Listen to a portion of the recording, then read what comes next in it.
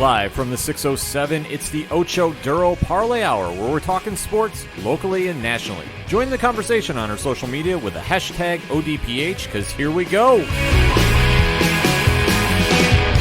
Instead of looking deep inside, every word I have to say, keep it simple. Welcome back for another edition of the ODPH podcast, better known as the Ocho Duro Parlay Hour. What is going on, everybody? Thank you so much for joining us this week. My name is Ken. I'm joining me in studio, as always. You know him. He's the co-host. His name is Padawan J. Hello, hello, hello. And also joining us in studio, senior sports editor, your coach, my coach, the coach, Coach Duffy. I survived the craze of the NBA free agency, guys, and I'm here. I know. Ready to go. We figured you were down at MSG trying to work some magic with the new regime. I will just say, I mean, we'll talk about it, in the second segment, but I walked away very happy. That is good news to hear. But we have so much sports we got to jump into, so definitely join in the conversation on social media. You can find all our links and so much more at OchoDuroParlayHour.com. And let's kick off this edition by talking about the NFL week that was. You know, it's our recap of our locks and leaps. So, Pad, kick us off. I had a rough week of locks and leaps, not going to lie. Yeah. I went 0 for 2. We're going to start with my lock because I figured this is a guarantee. I chose the Minnesota Vikings to defeat the Dallas Cowboys, and boy, did they not. Dallas winning by the final score of 31-28. Andy Dalton had 22 of 32 for 203 yards passing, 3 touchdowns, 1 interception. Kirk Cousins had 22 of 30 for 314 yards passing, 3 touchdowns, 0 interceptions. Coach, your thoughts. Dude, the Vikings can kick rocks. This goddamn team here, the Giants are positioning themselves to make a magical little run here to win this division, and in a big, in a bye week situation, Washington had already won, which the Giants have the tiebreaker on, so I'm not worried about that. Philly had lost, so that was tremendous. That's kind of what opened, the floodgates to what came on. Yeah. Then go into this 4 o'clock game, and I'm like, all right, Minnesota, you just need to win. You're at home. Mm-hmm. You just need to beat the lonely Cowboys. Yeah. And they just played well the week prior. Yeah. So I'm thinking, all right, they're going to feature Cook, and they're just going to keep feeding him the rock, let him run like 30, 40 times, and maybe every once in a while sprinkle in Thielen. And Jefferson. Yeah. And all of a sudden, they let Andy Dalton and the Cowboys dominate this game. Yeah. And, I guess I shouldn't say dominate, but, they went back and forth, lead changes after another. And if I'm a Vikings fan, I can't wait for the season to get done with so we can get rid of Cousins. Yeah. Because I have had enough. Yeah. It's brutal. It's come down to it. I think that they're going to have a very strong decision to make this offseason. Like, I understand that 22 of 30 for 314 is impressive. Oh, yeah. An average 10.5 yards a pass. But he kills this offense. Mm-hmm. Yeah. Pat? No, it's one of those things that I think the Minnesota defense should have stepped up a little bit more, because what more can you ask from the offense? Like we mentioned, the Kirk Cousins stats, Dalvin Cook, 27 carries for 115 yards, 1 touchdown. Adam Thielen, receiving, had 8 catches for 123 yards, 2 touchdowns. He averaged 15.4 yards per catch. Justin Jefferson, 3 catches for 86 yards, 1 touchdown. So it's like you're getting everything you would want. You're getting production. It's not a case of like, running games held under 85 yards rushing, passing games, everybody's held under, 70 yards passing. They're doing everything they can. It's just that defense, they were never able to contain Dallas. You go into halftime and you're down 16-7, and then you come out of the gate, okay, great, you hold Dallas in the third quarter, no points, you put up 7, but then you give up 15 in the fourth, and your offense only gets you 14. It's very puzzling to see this team, that they are just so inconsistent, and with Kirk Cousins, you would look at that stat line and go, that's pretty good. That's pretty good. 314 and 3 touchdowns. Yeah. You should win that game. And this one, I blame more on the defense, more so than him. But I do agree with you, Coach. I think that this offseason, they're going to have to really make a decision if they're going to keep him or not, because they gave him all that money, and I don't think they've got their money returned to him. Like No, I don't think for the, what was it, $80 million or something like that? 90. They have not gotten their money back on that investment. No, they definitely didn't get anything back for this. And No. I think that you need to move him out of there.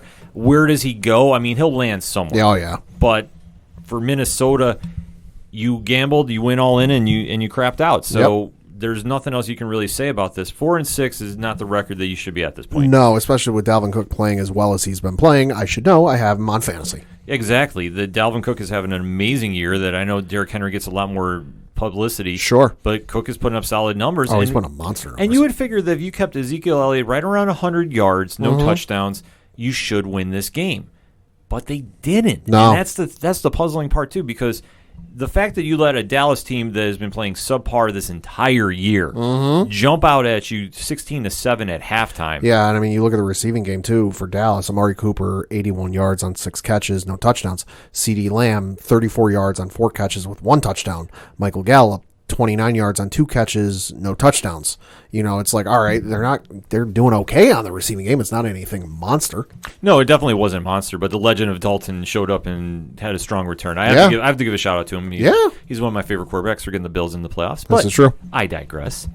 I mean, he's looking good right now. Oh, yeah. I mean, that was my fear, like leaving this game, watching the way that the Cowboys played, because that was the the defense hasn't played great, you know, and everything. So the what would hold this team up, and slow them down, you know. I mean, obviously, the defense, but like the quarterback play, Sure, you know, like that sure. was going to be the concern with Dak going down, because you know that.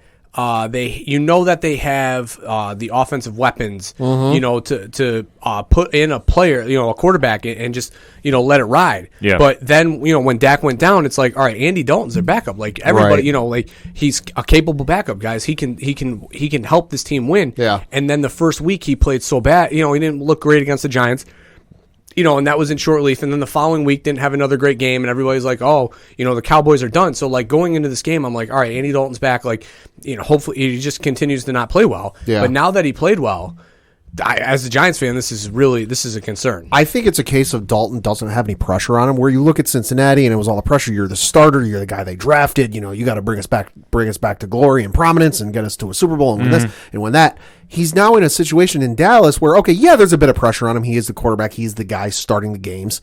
You know, you want to go out there and win, but it's not like, you know, the pressure of the entire franchise is on you, because let's face it, all the fans know that you are just, you know, the Band-Aid on the wound till Dak comes back. That, yeah, you're there, yeah, you got to play well, but it's not like the entire hopes and dreams of the entire franchise and the entire fan base are resting on you. So Dalton's going out there, he's like, yeah, I got to win, but I'm not exactly like feeling the pressure on my back. No, he has no pressure to worry about. The NFC East is so garbage that there is no pressure to do anything. And listen, this is how garbage the NFC East is, and it's beyond the records. You know, everyone, I'm sure at this point, knows the records, but this is how garbage the NFC East is. Currently, Philadelphia is in first place with a record of 3-6-1. If Washington wins on Thursday, they're in first place. If the Giants win on Sunday, they're in first place. But, hold on, if the Eagles win on Monday night, then they're in first place.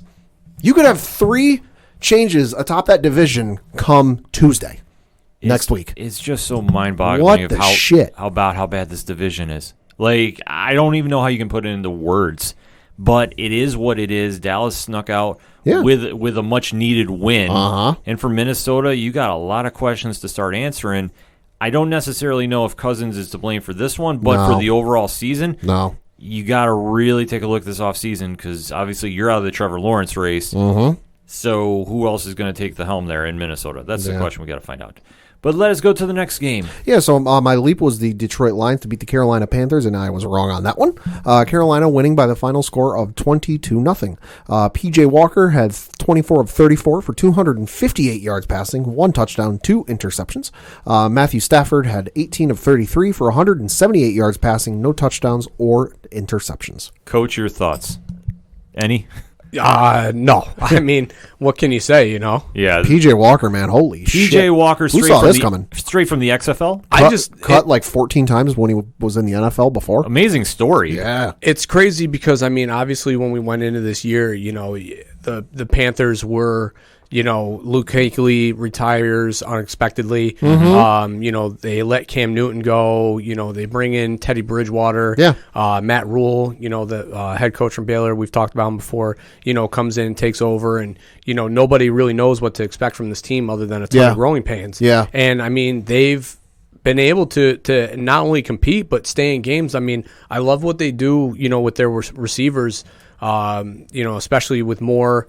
And who's the other guy on the outside there? Curtis Samuel, Robbie Anderson. Yeah, Robbie Anderson. They get these guys the ball in space and let them, get open and stretch the field. And I mean, that was a staple of the Baylor offense. And I mean, sprinkle in the fact that, this team's been without Christian McCaffrey all year. Oh yeah. Yeah. And that's part of the reason I looked at this game is, I was kind of looking at, because I knew Bridgewater had gotten hurt in the week prior on Sunday. I knew McCaffrey was kind of a question mark. So when I'm looking at the games and logs leaps, I'm like, all right, it's looking like Bridgewater won't play. McCaffrey might not play. So I'm looking at the depth chart on Carolina. I'm like, all right, never heard of this PJ Walker guy without doing any further research. Probably should have.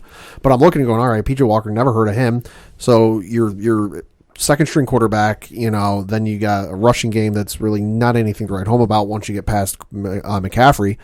And it's like, okay, yeah, the receiving core is pretty good, but you don't know what you're going to get out of the quarterback. I'm like, yeah, give me Detroit, but wrong on that one. Well, the one thing you got to factor in is Matt Patricia, head coach of Detroit, is supposed to be what? A defensive specialist? Defensive guru, yeah. So you're telling me that a defensive guru could not stop a guy that was cut how many times from the NFL? At least 13, 14.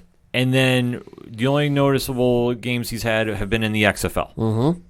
Kudos to PJ Walker for stepping up and proving him wrong and proving everybody else wrong, because this game should have been Detroit's.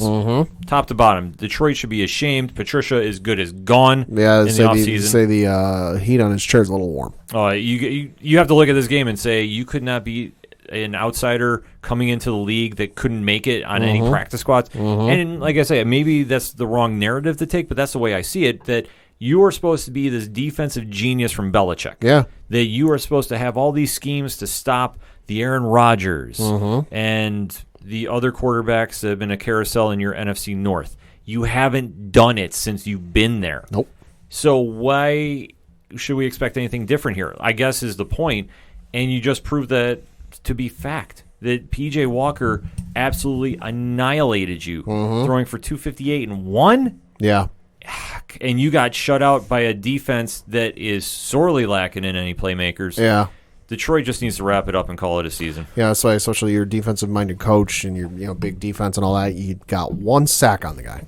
Yeah, enough said. I mean, what else could you really say about this game other than Detroit, have fun with the draft next season? Yeah. Carolina, you're at least trying to play hard for your coach. Yeah, I mean, the Patricia thing in Detroit, it's almost insane. You can kind of stem it, if you want to compare it to something in wrestling, like, when Russo went over to WCW. Yeah. Everybody was like, oh, he was the brains behind, the greatest, era in wrestling. And it's like, yeah, but he still had Vince, to help tame those ideas. So it's almost like, you see these coordinators leave New England and their presence, and you see them leave, to try and take over head coaching positions. And I mean, Eric Mangini, Romeo Crennel, you could go on and on. Yeah, and I mean, CW. Obviously, Charlie Weiss, and just these guys land, they just don't have any success outside of it, I mean, Bill O'Brien had some decent success in college. When he was with Penn State, but that's it. And then he came into the NFL with Houston, and he had some okay moments. But it's not for Bill O'Brien. It hasn't been as much of a dumpster fire as it has been the other guys. Yeah, but so did Romeo Crennel. He left and he had brief success too in Kansas City. I mean, it's so funny that the Belichick coaching tree.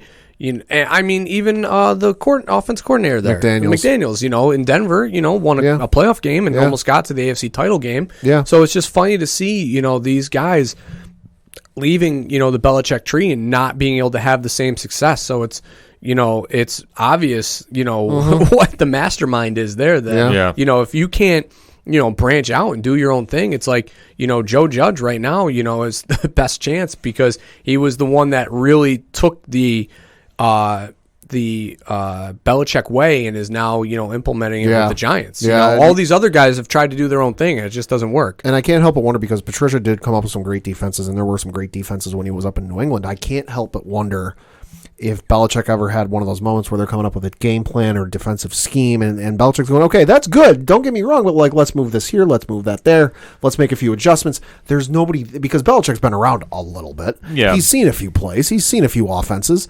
There's nobody there for Patricia to bounce that off of now. Well, the one question I would have concerning the Belichick tree is how many of them tried forging their own path and didn't want to hear that they were a Belichick protege? That's true. Because I think there is quite a few of them that did, because what we've seen in the NFL when these coaches have gotten teams, flashes of brilliance. Sure. And I mean, blinking flashes.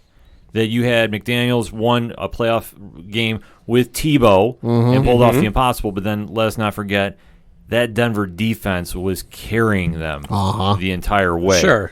And then to take a look at Mangini, who had a flash in the pan too for success. Romeo Crennel. Yep.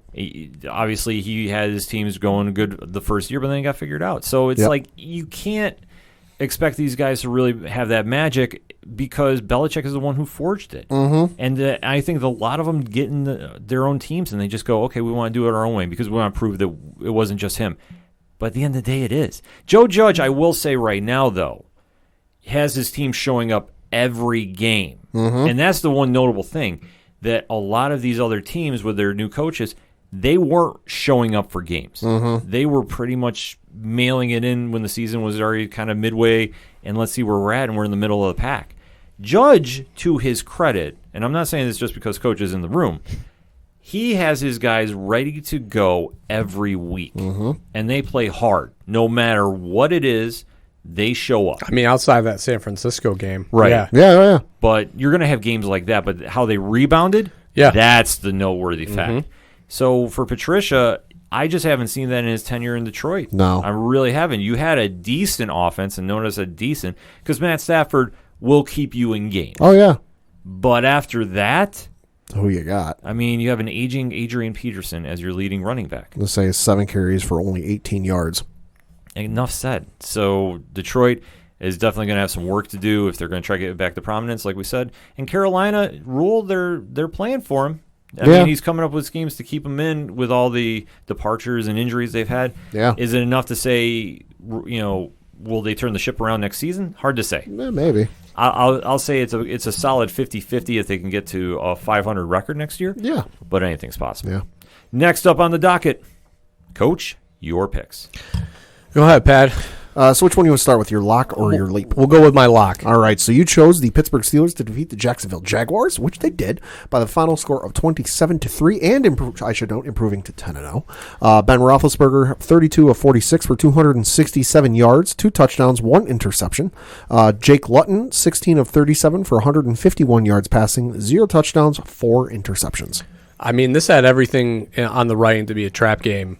Yeah. I mean, with Baltimore coming up, after the tight win last week too for Pittsburgh, so to come in the Dallas game, so for them to come out, and put the shellacking on just goes to show how focused this team is right now. Yeah. This defense obviously is playing on another level. You can't even go to speak about how well they're playing. Yeah. And then offensively, I mean, they're really getting things rolling. Ben Roethlisberger looks comfortable in the pocket. Obviously Juju Smith-Schuster, James Conner, my guy, Chase Claypool. I mean, he's 4 catches, 59 yards. Yeah, a touchdown.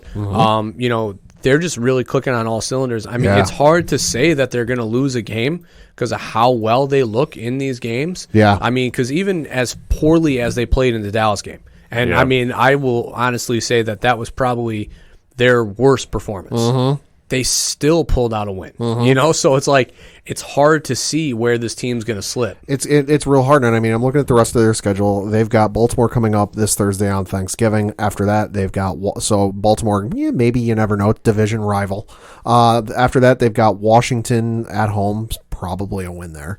After that, week 14, they travel up to Buffalo and play the Bills on Sunday Night Football. Who's to say? After that, week 15, they travel out to Cincinnati and play the Bengals on Monday Night Football. No Joe Burrows. Yeah, that's probably a win. Probably a win. Week 16, they stay at home and play the Indianapolis Colts. You never know. And then week 17, they are traveling up to Cleveland and playing the Browns. I will say this, to quickly interject. Baltimore will give them a challenge this week. Oh, yeah.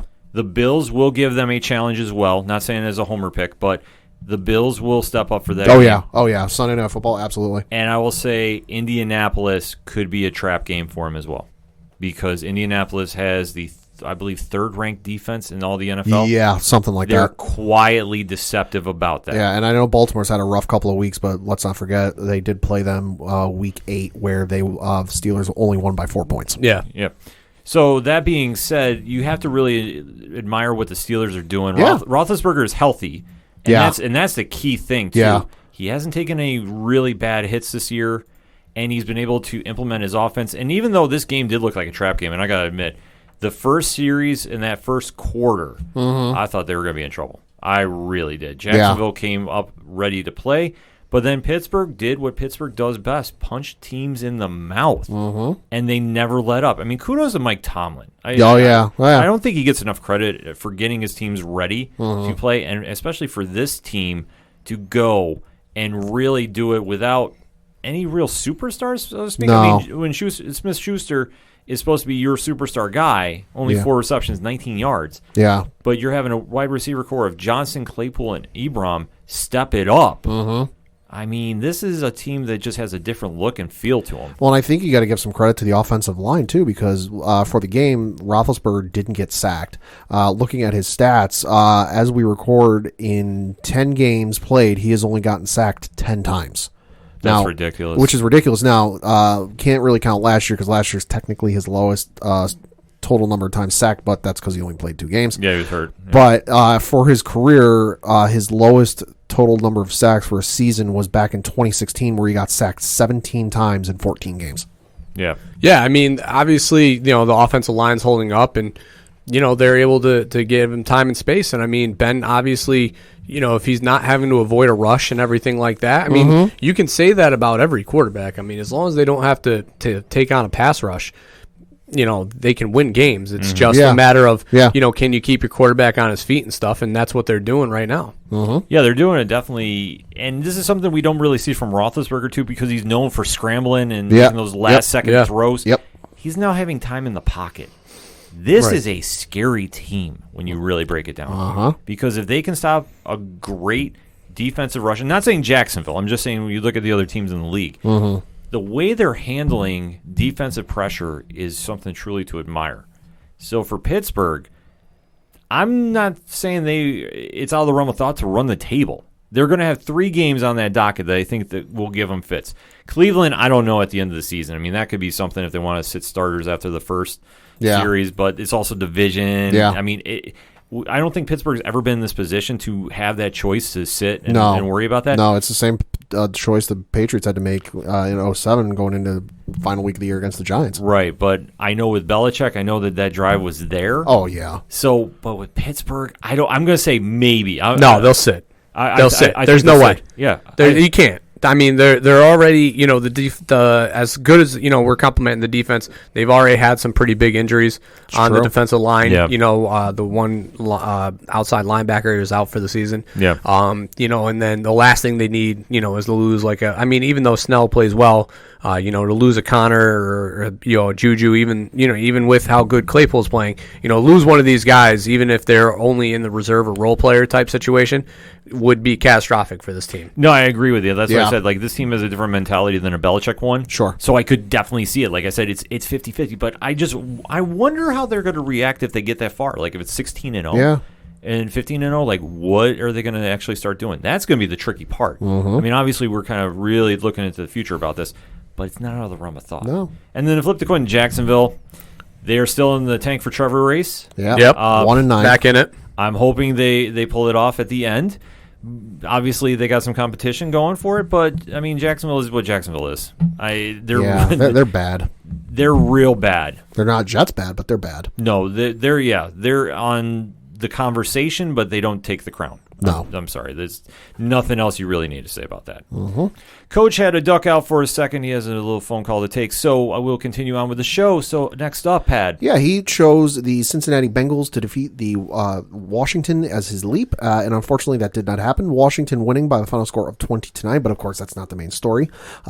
Alex Smith had 17 of 25 for 166 yards passing, 1 touchdown, 1 interception. Joe Burrow, 22 of 34 for 203 yards passing, 1 touchdown, no interceptions. But of course the story is the nasty injury that Joe Burrow took during the game, which I gotta admit, I was not watching games live. I was out at my girlfriend's for her mom's birthday, saw about it on Twitter, dug up a video, had flashbacks of Tom Brady in 08. So I saw that and I'm like, yeah, this ain't good. But as we found out, what was it, today? Yesterday, as we record, it was an ACL tear, MCL tear, among various other structural injuries to the knee. Yeah, thoughts and prayers going out to Joe about that one, because that injury looked horrific when it happened. Yeah, like I said, as a Patriots fan, and I'm sure any other Patriots fans or fans that were watching that game back in 2008 would know, I had a lot of flashbacks to Brady's injury. Oh, it definitely looked a lot like it. It's a little different in that, in this case, it was the defender falling into or getting knocked into Burrow's leg, whereas with Brady it was the guy getting up and then falling. So, but still, nasty injury. Right, and obviously when that happened, the game shifted. Yep. And I got to say, I did like the moment between, what was it, Chase Young and Burrow, kind of like that head-to-head, like, hey, thinking about you, prayers with you moment. That was cool. Yeah, Dwayne Haskins came out too, and I thought it was a very nice gesture by them to come out and really check, because obviously nobody wants to see an injury like that. No, especially one like this, from what Adam Schefter was saying on Facebook, that at minimum, you're looking at 9 to 12 months recovery time. And now, obviously, everyone recovers differently, so it could be a little less than that. It could be a little more than that. I'm willing to bet it'll be on the more end of things, just because he's their number 1 overall draft pick. It's in his rookie year. This is the future of your franchise. You do not want to screw this kid up. No, they definitely will sit him. In fact, I will even make I don't even want to say like a bold prediction, because I'm thinking that they will take their time. I would not doubt him missing all of next year. I would imagine too, they call up Washington or Alex Smith and say, who did you go to for your leg injury? Oh yeah, I think they're definitely going to call up and say, hey, who'd you see? I wouldn't now doubt that they reach out to him personally. Like yeah. I think they're going to definitely do that. Because obviously with tearing that much, I mean, that was just a crushing blow to the Bengals, and obviously that they are in a rebuilding phase of the franchise. So you knew this was going to be a tough battle uphill. Even Washington and how bad the NFC East is, this was still going to be a tough game for them. But to Cincinnati's credit, they did show up. They were trying to make something happen. Yeah. Washington was just applying their will on them. I mean, Alex Smith manages games like no other. Oh, yeah, absolutely. And, I mean, it's not a knock against him. That's what he does. No. He's not going to win a shootout against a team. He's going to definitely just manage a game. Their defense looked really good. Oh, yeah, that defense is silently good. Yeah. I didn't realize that. Well, that's like a typical Ron Rivera team, though. Oh, yeah. That you really don't have a big name player, so to speak. I mean, obviously when he was in Carolina, he had Kuechly at one point. Sure. And obviously when Josh Norman was, noteworthy Josh Norman. Yeah. It's a lot different with that. So, but for this team, they definitely put up some stats. Chase Young obviously helps. Oh, yeah. That helps a lot. Yeah, so obviously they had some work to do, and they definitely are going to scrap with teams. It's not going to be a pretty thing, but obviously they are showing up for games. And with taking a look at what they have on offense, Antonio Gibson, had a good game, 94 yards and a touchdown. So they were implementing some typical Carolina offense, I want to say, because think about what Ron Rivera does with a team. This is kind of his MO. He has a strong running game, does few passes here and there. Yeah. And with Alex Smith, that's all you really need to ask of him, and he'll keep you in games. And like I said, Cincinnati definitely wasn't the same team once Burrow went down. So no, and I mean, I'm looking at their depth chart. Ryan Finley is currently listed as their number 1 starting quarterback, drafted out of NC State in 2019 in the 4th round. For his career, where is it? Oh, there it is. For his career, he has completed 44 passes on 97 attempts for 504 yards, 2 touchdowns, 3 interceptions. So not the worst stats in the world, but I wouldn't be surprised if they go out there and sign somebody off a practice squad or maybe look at a free agent. Yeah, they're definitely looking for some depth. Yeah. So they're going to have some work to do in the offseason. Like I said, Cincinnati, we knew they weren't expected to go for the playoffs, and obviously this is a crushing blow, but I'm just hoping for Burrow he can come back healthy and strong whenever he does, if it's next season or one more season away. Because obviously that's a horrible injury that you want to see happen to any player. So we're just hoping he kind of rebounds very, very quickly And Absolutely. we'll see what happens. And for Washington, Kudos to your pass defense. I will say that. Just because, I can't sing enough praises about that because I didn't realize Washington's kind of like quiet. They're not that good, so you don't really hear much about them. But it was a couple of weeks ago. I forget when. I was looking at making some moves with my team for fantasy and looking at the little updates and little info they give you with the Yahoo fantasy.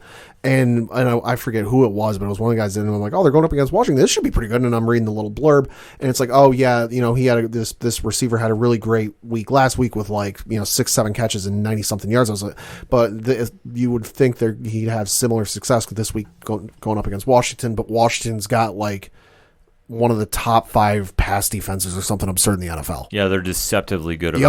Deceptively. Yeah. And like I say, they're going to definitely hang and scrap in the NFC East. So it's anybody's division, no matter how bad it is. I can't stress about how bad that division is. I can fully anticipate that division just as bad as it is. That normally with some divisions, you come to the last week of the year, and it's 2 teams are in it, but you need 9 different scenarios or something crazy to play out to figure out who it is. I wouldn't be surprised if we get to the end of the season and there's 3 teams that could win it, and a bonkers type scenario needs to happen. Yeah, so we'll just kind of have to wait and see about that. Yep. Now going to my locks and leaps. They didn't burn you on this week on your locks. Son of a bitch, they didn't. They normally burn you when you pick them. The Los Angeles Chargers Goal. won a game that I was hoping they lost. I'll be honest with you. In the course of the ODPH, you have heard me pick the Chargers to go to the playoffs, to win games. They're really good. Yeah. Yet they find ways to snatch defeat from the jaws of victory. You're notorious for saying it. That you never choose the Chargers because every time you do, they burn you on it. Right. And the only reason that I took them this week, and this is no lie, I was hoping they screwed up. I was willing to screw up that point because, damn it, I need the Jets to win a freaking game. It ain't going to happen. Because I don't want to see Trevor Lawrence in a Jets uniform. I don't think he's going to let that happen. Well, anything is possible, but Pat, why don't you hit him with that stats? Yeah, so the Chargers won by the final score of 34-28. Justin Herbert, 37 of 49 for 366 yards passing, 3 touchdowns, no interceptions. And then Joe Flacco, 15 of 30 for 205 yards passing, 2 touchdowns, 1 interception. Let us just focus on the positives about this. Justin Herbert is the real deal. Yeah. He is setting rookie records, and especially for coming in late, not being the season starter, he is the real deal. The Chargers finally got their franchise guy. Oh, yeah. I am fully comfortable saying that. Their running game is atrocious. Oof. Yeah. That I thought Joshua Kelly would be a prominent player in this mix. No, he's not. No. Kellen Ballage, he's not the guy either. Nope. I'm sorry. Nope. I have not seen any flashes of anything on the running game. Yeah. So now we're going to the Arizona-style offense, which is just pass every down. You know what? Go ahead and do it, young man. It's working because, like you said, he came in late. He's only played 9 games this far, and thus far he has 2,699 yards passing, which is good for 9th in the league, 22 touchdowns, which is tied for 6th in the league, and only 6 interceptions, which is tied for 13th in the league, and he has a QBR of 71.8, which is 14th in the league.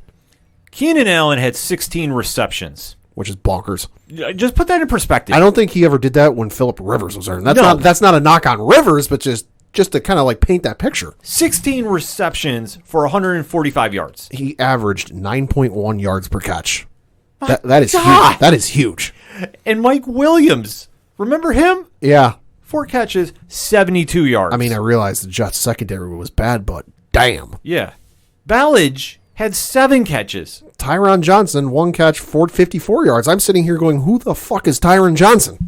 The only thing that I will say for the Jets is You scored points? you put points on the board. I don't even know how. Frank Gore was at least 7 of them. He had 15 carries for 61 yards and 1 touchdown, all of 196 years old. Yeah, but after that, how bad did the Chargers take that game off? They must have been eating some Butterfingers or something. Oh my God. Caught napping. That's the only thing I can come up with that defense. Sitting there, hike the ball. What do I want to do for dinner? Oh, shit.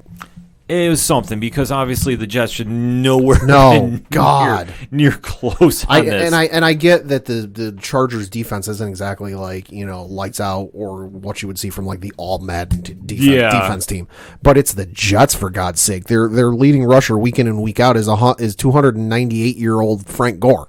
They got nobody on the receiving core.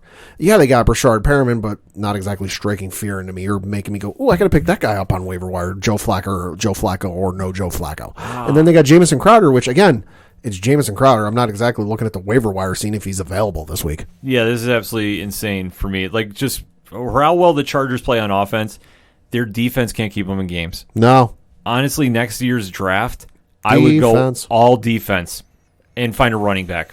Yeah. That would be the only thing I'm going to say. If they still have the same coaching staff, that's all you need to do. Their record is not the true reflection of that team. Mm-hmm. They should be on the plus side of the win column.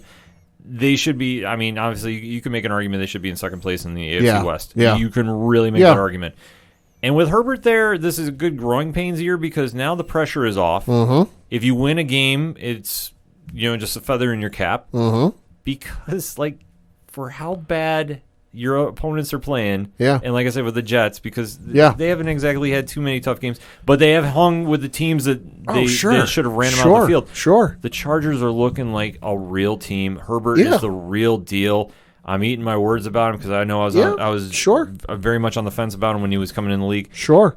Man, what else can you say about this kid? Is going to be Rookie of the Year. He's going to be good. He should win Rookie of the Year. But like you said, San Diego, the Chargers got to fix that defense because I'm looking at their record.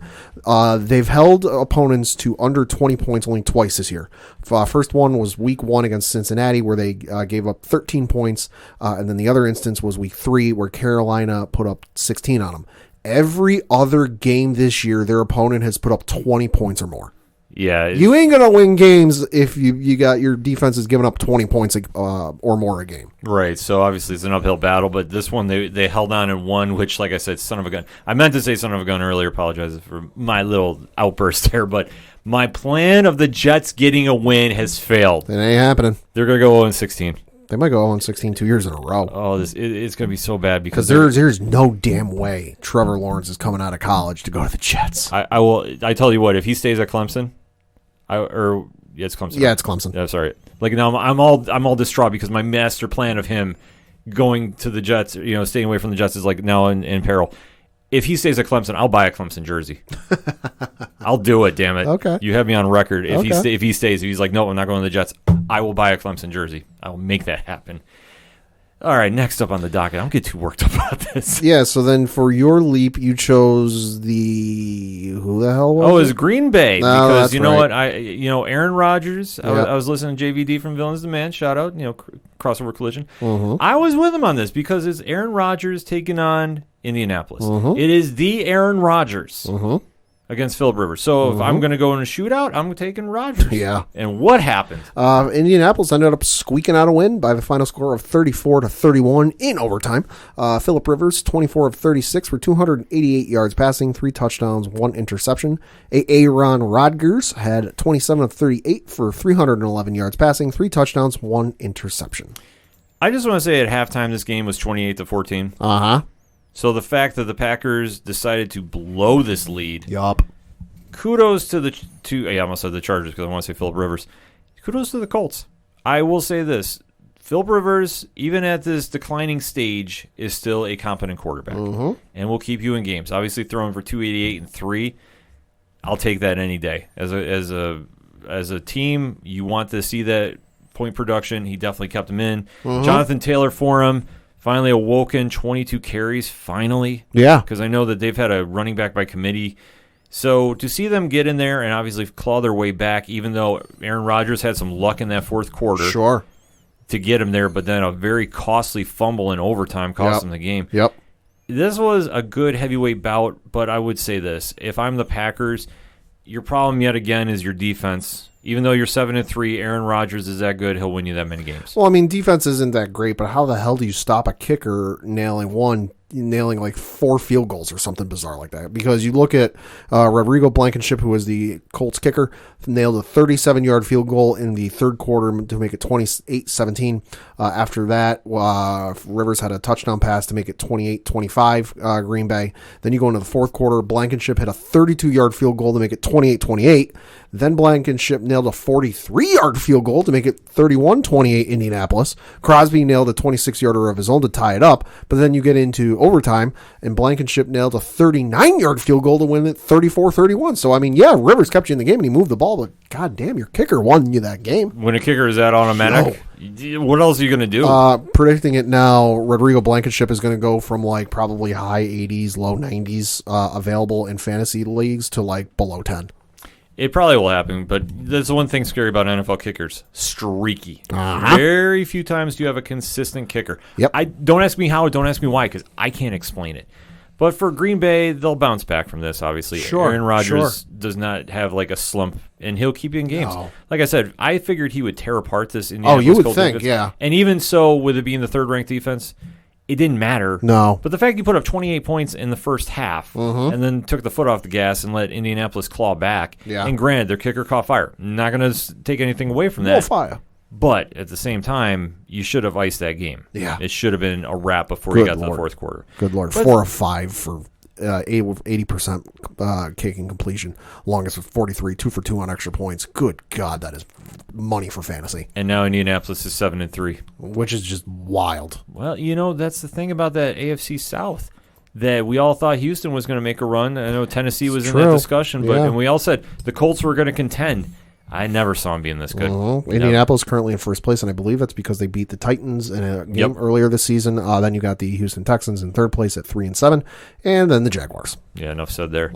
So let's go to our 2-minute drill. Yeah, no, a bunch of good games. I think we got to talk about one of my favorite games to watch. At least I got a little bit of enjoyment out of this. Is that old Tampa Bay Buccaneers game. And some certain former New England Patriots quarterback snubbing Jared Goff. The floor is yours, my friend. Woo, let's talk about that game. I will admit I picked the Buccaneers to win this one in our Locks and Leaps online league because I figured out it's the Rams, but it's Brady and that offensive line. Man, he looked bad.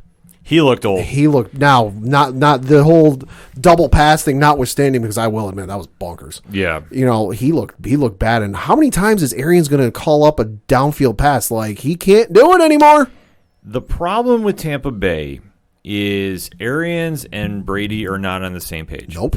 And what everybody fails to realize is Tom Brady is how old? 41, 42.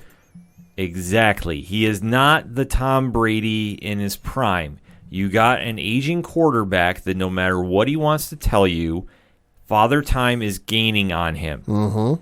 This Tom Brady that we are seeing in Tampa Bay, and you can call this a hot take, you can call this whatever you want, this reminds me of Peyton Manning's last season in Denver. And I think Arians is kind of planning, at least thinking with that in mind, because he did have some quotes where he said, quote, "We have Tom calling a lot of his own plays or picking his own on the sidelines from the game plan." This is, he said these on Tuesday.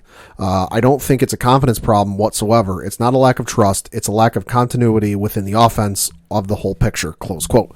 He's shifting blame. He's saying, listen, it's not my fault we're not doing well. Tom's picking a lot of his own plays. He's kind of constructing that back door that doesn't exist for if they decide to move on from Tom Brady, and Lord, that'd be wild if that happens, that he can go, listen, hey, it wasn't my fault we played poorly. I wasn't calling the plays. I will say another bold prediction. I think there is a very toxic environment with Tampa Bay. I want with all the goddamn tell-all articles and books that were written about his time with the Patriots. I want one on this, damn it. Oh, this whole season, and I know that we have only gotten to have the midway point if we're counting playoffs and everything. This is just one of the most toxic to me, just sitting on the outside between to coach and player. Oh yeah. Because everybody's pointing fingers at everybody. And as somebody who got to watch and root for Tom Brady, and don't get me wrong, I want the guy to do well, but part of me is spiteful, No, you can be spiteful. Just because, human nature. Having watched him and seen this, as much as I think Tom wants to prove that, oh, listen, yeah, Belichick helped, but it was me more than Belichick, I think it's getting shown otherwise. That, listen, yeah, you're good. Yeah, you're one of the best of all time. Stats and the accolades show that, but you're only as good as the person calling plays. Yeah. And and Arians obviously is no Bill Belichick, but I think it's just showing that, yeah, you can take the great quarterback and put him in another system. It don't mean you're going to win. No, it definitely doesn't mean you're going to win, especially at his age. And that's the thing, when they signed him for this deal, and I'm not going to be mad about him getting his money. No. He took enough deal-friendly teams for New England over the years. Sure. I'm not going to be mad at him. Sure. Go get your money. Sure. But at the same time, I said on here they weren't going to win that division. I said they might get a wild card. Because they are too loaded to be putting in poor performances like this. Let alone the Rams, who knows what team you're going to get each week. You want to talk about inconsistency teams? Yeah. This team, seriously, flip a coin, Yeah. and heads they show up, tails they don't. That is your probability with this team. Whatever it lands on, that is what they're going to get because they have no consistency.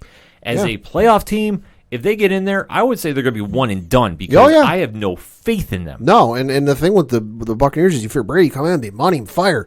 This season, and they showed this stat on Monday Night Football, in primetime this year, he's got a record of 1-3, 5 touchdowns, 5 interceptions. I dare you to find a time in the 20 years he was with New England that he ever had that record in primetime. He's overcompensating, and it's showing because now he's feeling the pressure. Because let's face it, he's having that drop-off. Yeah. I am more evident about it. I'm not going to sit here, and even if he has next week a 5-touchdown game, I'm still going to come on here and say it's a wrap.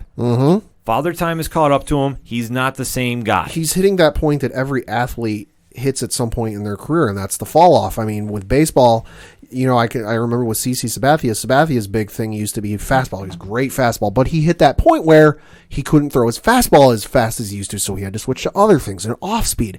You saw it with all the great pitchers. Tom Brady, same thing. Yeah, you used to be able to throw a deep ball with the rest of them. High at 2007 was one of the most bonker years I've ever seen for a deep pass. Yes. First game with the Jets with Randy Moss. Hello. But you just can't throw the deep ball anymore. So if Arians is right, and now granted we're only getting one side of this story. Tom ain't saying anything, and he's not going to say anything. No, he's not going to say nothing. But but if it is true that if Tom is picking his own plays and calling them from the sidelines and saying we're going to run X, Y, and Z, I think you need to, because we all know and we've all heard about his work ethic and how much film he watches. Oh, sure. And first in, last out. You need to really look at the tape or get somebody to whether it's your trainer or somebody in your camp, you need somebody to sit you down and go, listen, my guy, you can't throw the deep ball as far as you used to anymore. Yep. Save it in your back pocket for you need a pass. You need to get down deep at the end of a crunch time, but you need to draw up some other stuff. Yeah, and obviously this team is going to be this polarizing going forward. If they get into the playoffs, they'll backdoor it in. Because they'll fall into it. Yeah, you have to look at it because honestly, seeing how toxic this team is looking, I'm out. Like I'm saying, they're going to be one and done. I would not doubt they'd be one and done in the playoffs. Yeah. Whoever seeding they're in. Because currently, as we record, they're currently the 6th seed in the NFC conference ahead of the Arizona Cardinals by 1 game. And I see the Cardinals taking that position too. I mean, because obviously they're going to be doing the 7th seeding this year. So yep. Anything is possible. I would not doubt them making the playoffs. They're missing it. I would not doubt them missing it all. So let me go to my recap game because the Bills did not play. This is true. But there was a team that showed up that everybody was anointing. It's Tua time. Oh, check your watches. We're 3-0. The thoughts, views, and opinions upcoming are that of Ken M. and don't necessarily reflect that of the ODPH. Listener discretion is advised. So Denver. I wish we could play some Young Jeezy because I know that Drew Lock listens to him on the sidelines.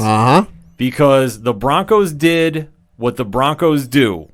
They beat rookie quarterbacks. Drew Lock, 270. Melvin Gordon, 84 yards, 2 touchdowns. And you know what? Tua.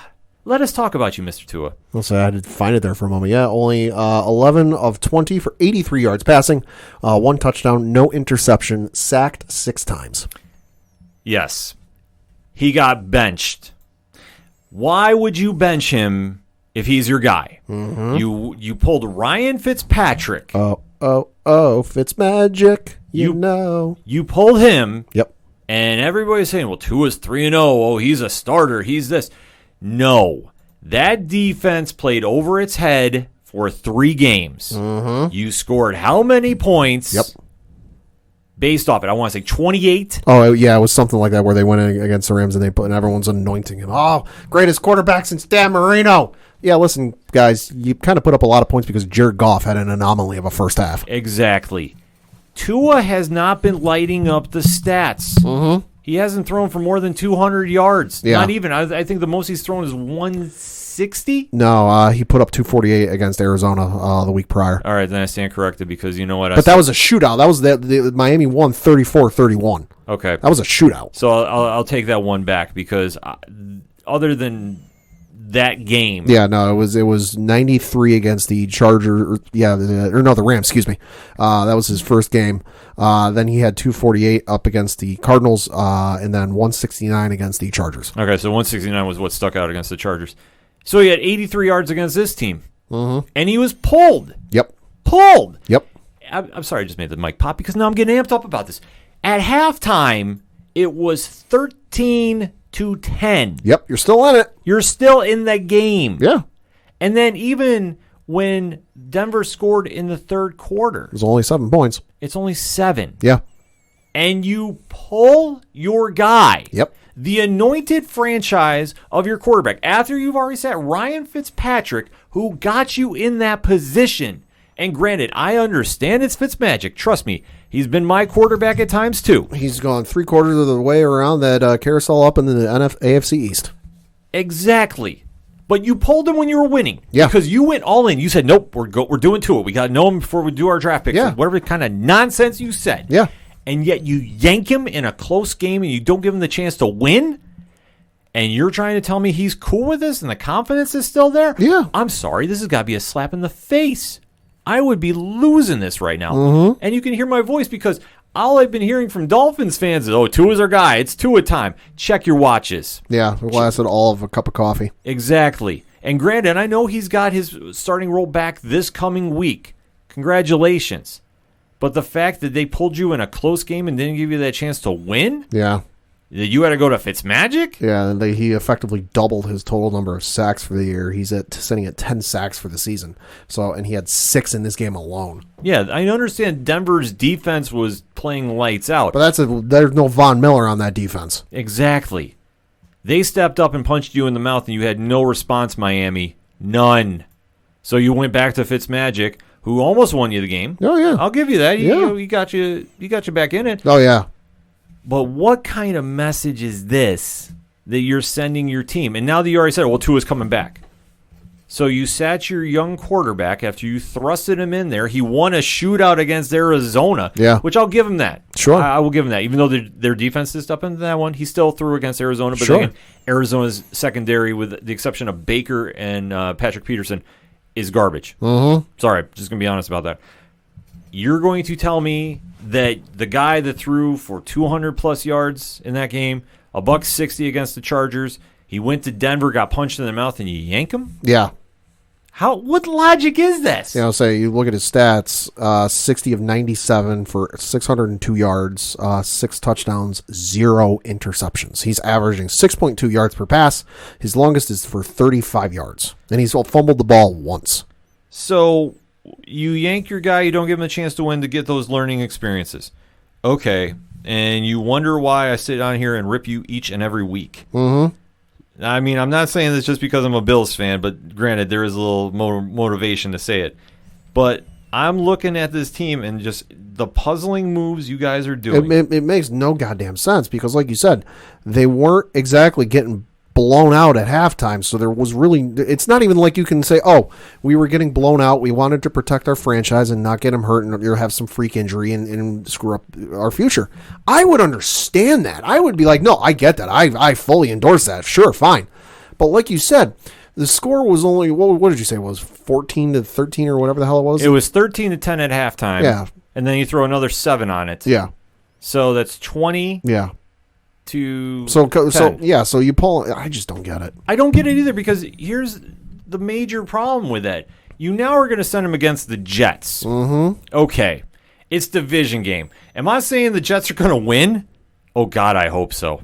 Oh, my God, I hope so. But if that team shuts down Tua, and we have spoken on this show numerous times, hell, you just heard us a segment ago, or a little portion ago, ripping them a new one for being the worst team in the NFL. If the Jets knock Tua down a peg, I'm not saying take him out of the game. I'm not going to say that. But let's say they have a 10-3 lead on him at halftime. Yeah. It's the same scenario. Are you going to pull Tua against the Jets? And if you do, what is the message you send them? Sure. I mean, listen, I realize Brian Flores is a former New England guy, but I got to question what the fuck he's doing, because he had a quote he kind of explained why they benched Tua.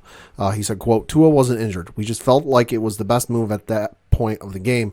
We had to get in 2-minute mode, and we felt like Fitzpatrick gave us the best chance to win the game, and we had an opportunity at the end to tie it," close quotes, Flores said. So, okay, that was the move you had to make at the time. It was 20-10. Yeah. Like, if anything, I leave him in there, and you want to give him a teaching moment, have him try and make that comeback. He's going to have to do it at some point. Yeah, now what are you going to say? Every time it's close, you're going to pull him? I hope this week is close. I am going to go out on a limb. I hope it's like a 10-7 game. Let me look and see what the line is. I want to say it's 7 for Miami, even though they're going to the Jets. I seriously hope it's a close game, because if you really want to say you're sticking by your guy, and that's my quarterback, Miami, you have to let him in and finish.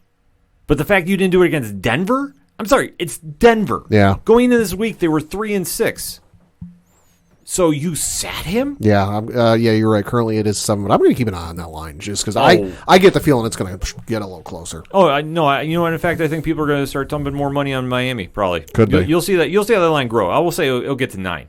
Okay. I would say Owen down the 9 spot hitting Okay. that. But I'm still saying, the fact you made this move, he wasn't injured, you didn't give him that time to learn. Yeah.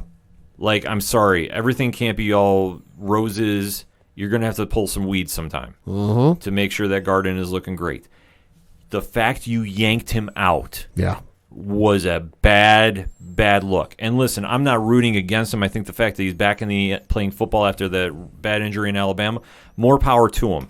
But the one thing that we've always said on the show is you really have to let him play, and you have to make sure he's healthy.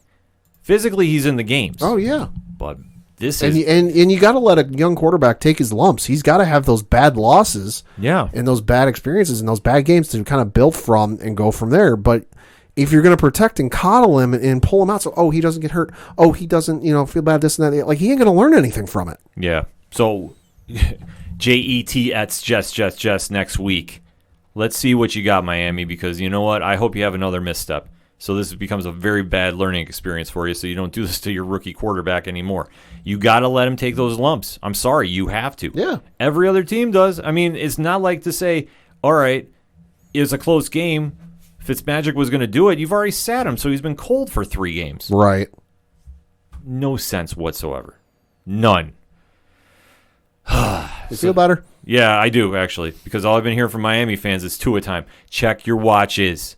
And granted, I will give you the time next week because the Bills are going to be playing the Chargers.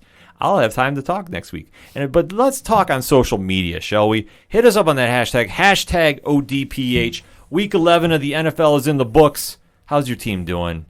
Let us talk. We're going to take a quick break. We'll be right back. Are you tired of watching the same old awesome movies? Are B movies more your style? Then the folks over at They Call This a Movie have you covered. Join us every Thursday as we review the worst of the worst in sci-fi, action, comedy, and more. We are available on iTunes, Stitcher, Spotify, and Podbean at theycalledthisamovie.podbean.com. They Called This a Movie, testing the strength of friendships, one terrible movie at a time. This is Rich, the host of the Three Fat Nerds podcast and co-host of the Horror Zone 607 podcast, and you are listening to our hashtag 607 podcast brothers, the Ocho Duro Parlay Hour. Now kick it back over to Ken Moneybags and the crew.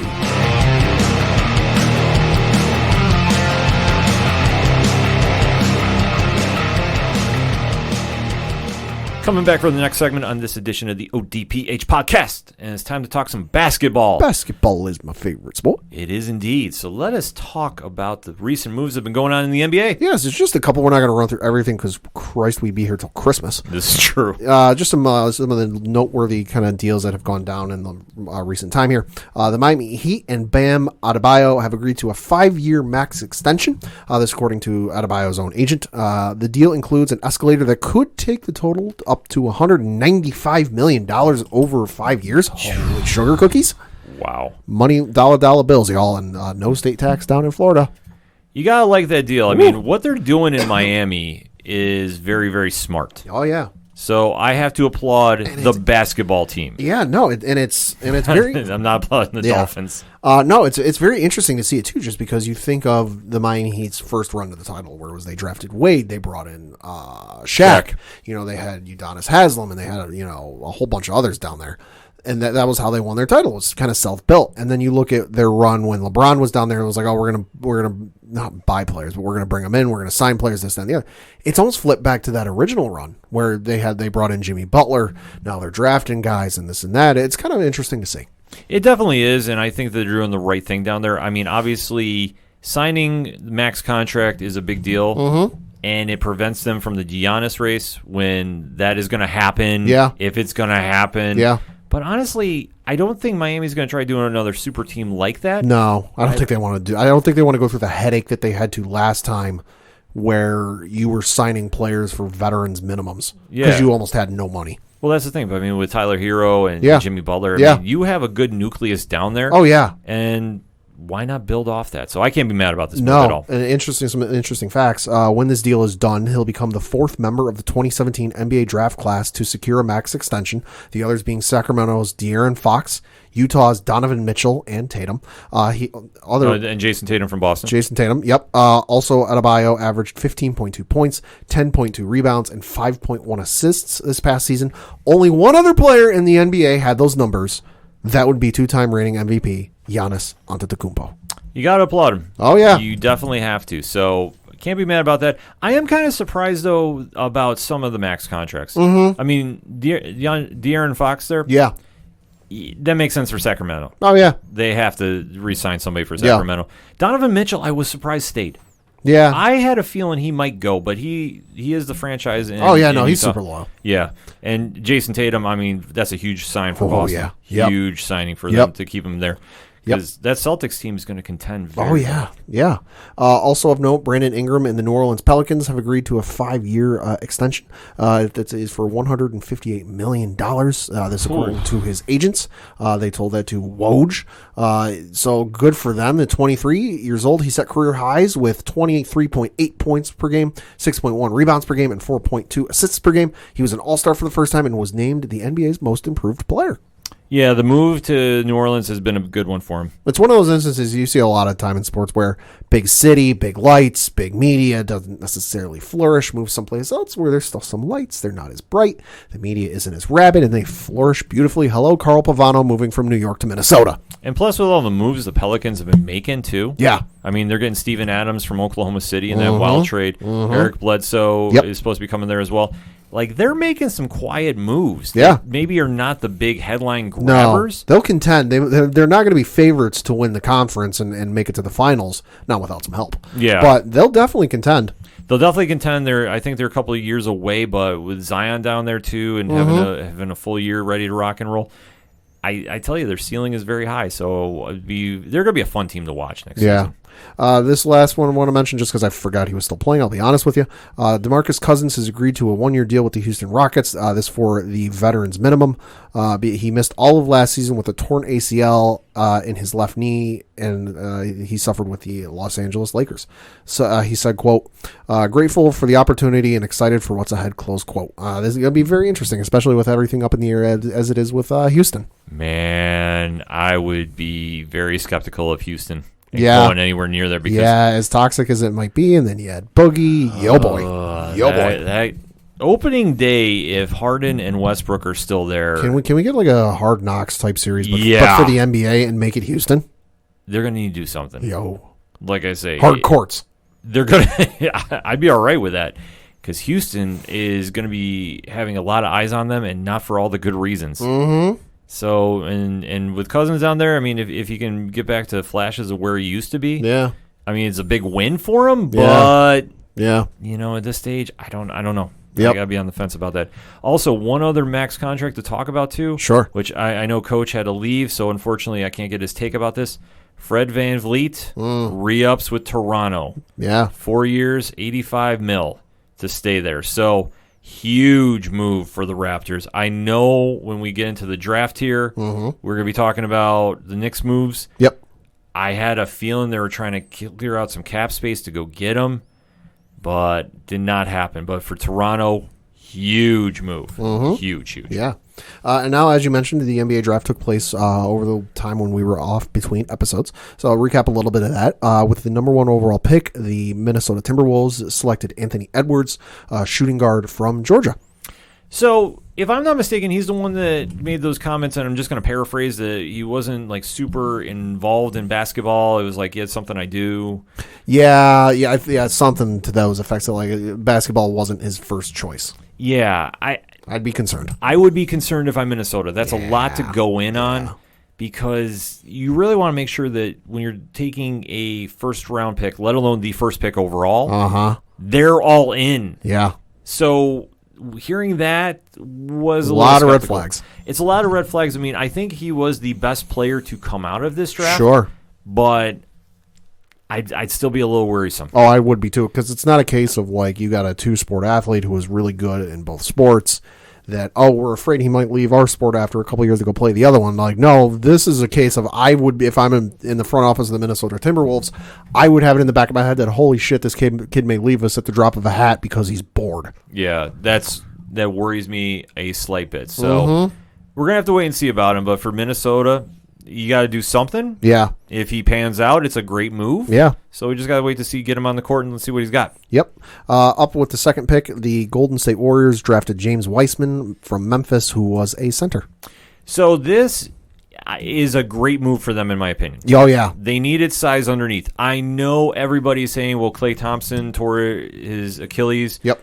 We don't know the status of what he's going to be. Obviously, he's out the year. Yeah. So why didn't they go get a guard? Because Draymond Green needs help down low. Exactly. You might see a slight transition of where the Warriors have been to where they're going to be. Sure. But Wiseman's the move to make. I think that this was going to be the most sensible pick they could have done.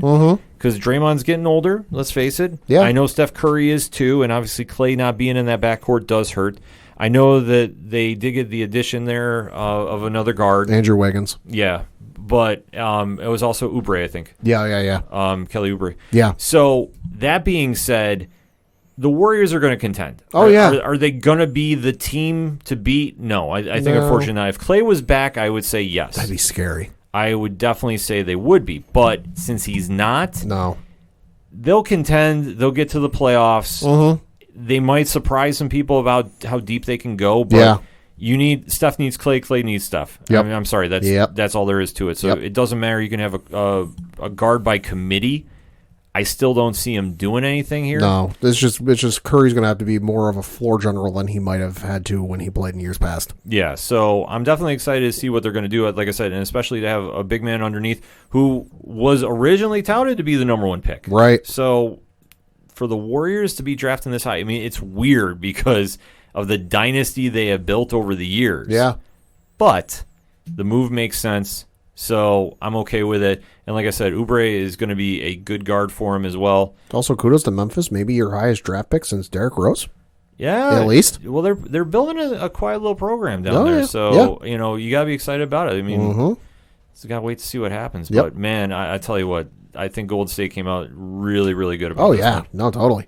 And then the Charlotte Hornets had the number 3 overall pick where they selected point guard LaMelo Ball. Thank God he's not in New York. Yeah. I'm sorry. Kid might be talented as all can be. And yet to be seen. Yet to be seen. But I did not want the media circus his dad would be ringmaster for in New York. Yeah, no, I mean, like you said, the kid might be talented as all can be. We've yet to see that at an NBA level because there have been plenty of players, and I'm sure you can think of some at home, where you've had a player come in from overseas or from college that they played really goddamn well. Johnny Flynn from Syracuse comes to mind for me, where he had a great run at Syracuse, but then he came into the NBA and it just never panned out. For whatever reason. LaMelo, he's got the skill set overseas, but the level of talent he's playing at overseas, to me, isn't the same level of talent that you face night in and night out at the NBA. Yeah, some teams are better than others, and some teams are worse than others, but the level of talent is still far and ahead higher than that of a semi-pro league or the college game. So good for Charlotte. I'm sure you got the guy you wanted, but we got to see. Yeah, we definitely got to see. And like I said, in Charlotte, he could pan out. Yeah.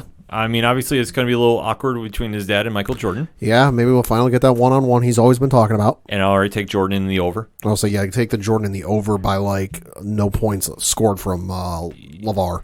Yeah, because Jordan doesn't forget. No, he doesn't. Ever. Nope. Ever. Nope. Looking at the rest of the draft, though, those were the three most solid picks, I think. Oh, yeah. Everybody else was kind of a wait and see. And I know what everybody has been asking on social media. In fact, I got to give a shout out to JT from East Coast Avengers. Dre was chiming in on Twitter as well. How do we feel about the Knicks pick? Of who did they grab? And I'm going to butcher this name, so I apologize. Obi Toppin, power forward from Dayton. Yes. I'm going to tell you right now, I love the pick. Okay.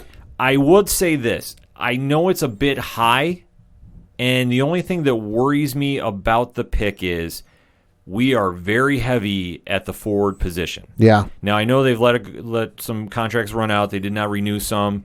That's okay. I'm all right with it.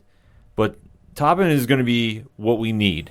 And I think he's going to be highlights. I think he's definitely going to be there motivated. And to hear him on draft night, I was sold. I was like, this is my guy. Okay. I know that we should have taken a point guard. That's the only thing that I thought we should have done. And sure.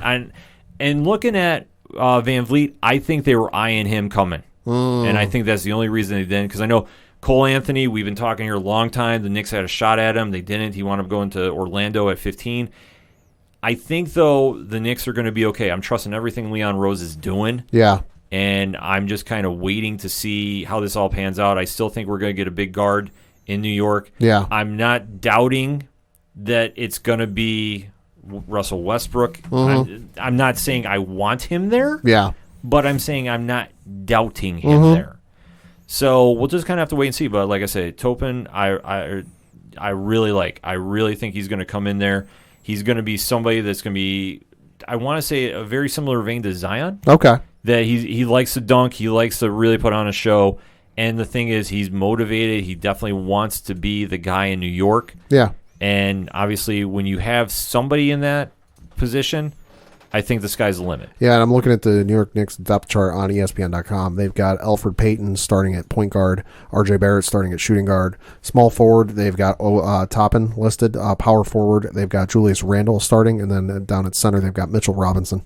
Yeah, if you keep Mitchell Robinson, RJ, and Toppin, I think that's the squad you go with. Yeah, because what they signed Austin Rivers and then Nerlens Noel. I know they signed in free agency. Yeah. Which I was like, oh, okay. Yeah, I mean, that's not going to move the needle per se. It's good bench guys. No, and like with Randall, I would try moving him. Wouldn't surprise me. The only thing I think that might hurt him is they just re-up the contract. His contract is monstrous. Yeah, well, because they wanted him to say, hey, we signed players here to New York. It's the place to be. We will pay. Because they want to compete with every other team. Yeah, but he's got a 1 year, $18.9 million deal. Yeah, see, I mean, that's going to be hard to move. It will be, but I think that's where I say he's going to get involved in that Westbrook deal.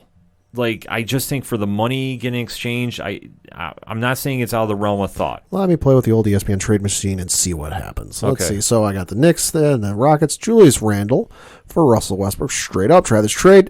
Nope. No, ain't going to happen. Ain't going to happen. So it looks like with the Knicks, I got to cut an additional $17.458 million. Let's adjust that a little bit. Oh yeah, they're not going to be able to do this because even with to get near that, I would have to get rid of RJ Barrett and Frank Ntilikina. You could get rid of Frank. So let's add Frank. That adds another 6. So I still got to get rid of at least another 10. Add Kevin Knox. Kevin Knox. I know it's blasphemy for me to say it, but I'm going to try this trade. Nope. Still need to get rid of an additional $4 million. So where are we going to find $4 million? Austin Rivers. No, they just signed him, and I don't think they'll flip him all that much. Can they do it? Where is he listed? He's not listed on there. All right, next one up. Bullock, small forward, 1 year, $4.2 million deal. Boom. Try that. Yeah, that works.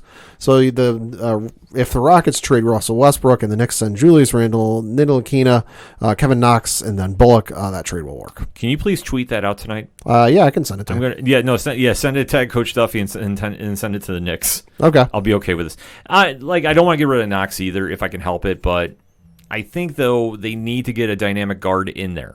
Rivers ain't going to be the guy. No. So if they can get something to balance out RJ and they can get some other pieces around Mitchell Robinson and Toppin, I'm okay with. I will say the merchandise I'm already seeing coming out for Obi is cool because they have Obi-Wan. Oh, that's good. Yeah. I approve. Yeah, so I'm excited to get him in a Knicks uniform and let him go play. Okay. And like I said, Cole Anthony going to Orlando, that's tough because I was hoping the Knicks would be able to jump back in and get him. Obviously, it didn't work in their favor. I know they drafted a guard from Argentina, so I don't know a lot about him, but I know I'm fully in on whatever Leon Rose is doing. Okay, Cole Anthony and Aaron Gordon on the same team. That's going to be a lot of fun to watch. Oh, they're going to be fun. Like, Orlando is going to be a sleeper team to do. And They also got Terrence Ross. Holy shit. yeah. And like I say, the other notable picks in the draft, I know Halliburton going to Sacramento was a big deal. Yeah. And especially De'Aaron Fox getting re-signed with him. They're going to be a fun team to watch. Are they going to contend? Oh, no. No. I'm sorry. I just don't see it happening. But they're going to be a fun team to watch. Anything is possible there. And the rest of the first round, I mean, is kind of take your chances. Yeah, it wasn't a real deep draft class. No, after you got past the first 3 picks, it was, okay, we have some players that are good that could be, assets to a team. Like I say, Toppin coming to the Knicks, I think, is a good move. I know everybody was excited about Halliburton, and they were saying he should come there because he's probably the most pro-ready. Yeah. But you never know. I mean, that's the thing about the draft, that there's only so many positions on a team that you can get a player and to get, obviously, some playing time to really see something happen. But I think for most of the teams, I don't think they had any really bad drafts moves happen. And especially now, everybody's still talking about free agency. And I know to address the elephant in the room, and I think we've touched upon it again, but I don't mind bringing it back up. Harden to Brooklyn. Hey. ISO 101. Yeah, I mean, let's face it, I've played with the ESPN trade machine for like all of a week now. It will take heaven, hell, and earth to get that trade to work. Yeah. Because the thing with the ESPN trade machine is it usually, granted, you can't put in draft picks with the ESPN trade machine, but like I was just doing with the mock draft or trade for Russell Westbrook, money is still involved with these trades, and there is a hell of a lot of money that needs to get moved to a minimum of at least 3, or I do involve 4 teams to even get it in the neighborhood of possibility and get it within reason. And I just couldn't get it to work. It's not going to happen. But that's the one thing about the NBA is you never say never because weirder things have happened with those contracts. That's true. Guaranteed contracts and how easy they are to move, it's mind-blowing to me just watching on the outside looking in. But that was a quick recap of the NBA week that was obviously the season you believe is a month away. Hard to believe. Holy smokes. So definitely hit us up on that hashtag ODPH. What's your thoughts about the current state of the NBA? What moves do you like and what don't you? And let's talk about the NBA draft, shall we? And maybe we can get Coach Duffy to do a little video shout-out. I have an idea. I got to run by him on Twitter. So definitely stay tuned to OchoDuroParlayHour.com and the social media accounts to find out what's going on. We're going to take a quick break. We'll be right back. Hi, I'm Sunny Hepburn. And I'm Brandy Fleets. And we're from Book of Lies, the podcast, where we discuss liars, cheats, and thieves, Scammers and dirty, rotten scoundrels. You can tune in for new episodes every Tuesday to hear about another lowdown, dirty liar. And learn how to spot them. So that's Book of Lies Podcast. You can connect with us on social media, Twitter at Book of Lies Pod, Facebook, and Instagram at Book of Lies Podcast. Bye! It's a heartbreak, soul-shaped radio attack. Taking 4 steps forward, no steps back. Hey, this is Vince the Common Man Citoy, local MMA fighter, telling you to keep on listening to the ODPH, the 607's up-and-coming newest podcast.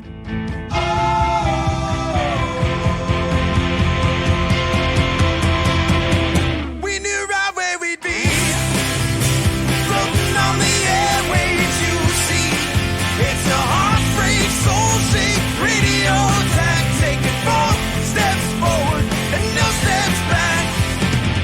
We knew right where Coming back for another segment on this edition of the ODPH podcast, and time to run the ropes and talk a little pro wrestling. So this past week was the WWE's annual Thanksgiving tradition, so to speak. I mean, no, it's not held on Thanksgiving anymore, but every November is the Survivor Series. And it's a shame we weren't recording like 2 minutes earlier because I'm looking at this card and I didn't get to see the pre-show, and I read the 24/7 title match and went, what the actual fuck, is this the right card? Yes, because reasons.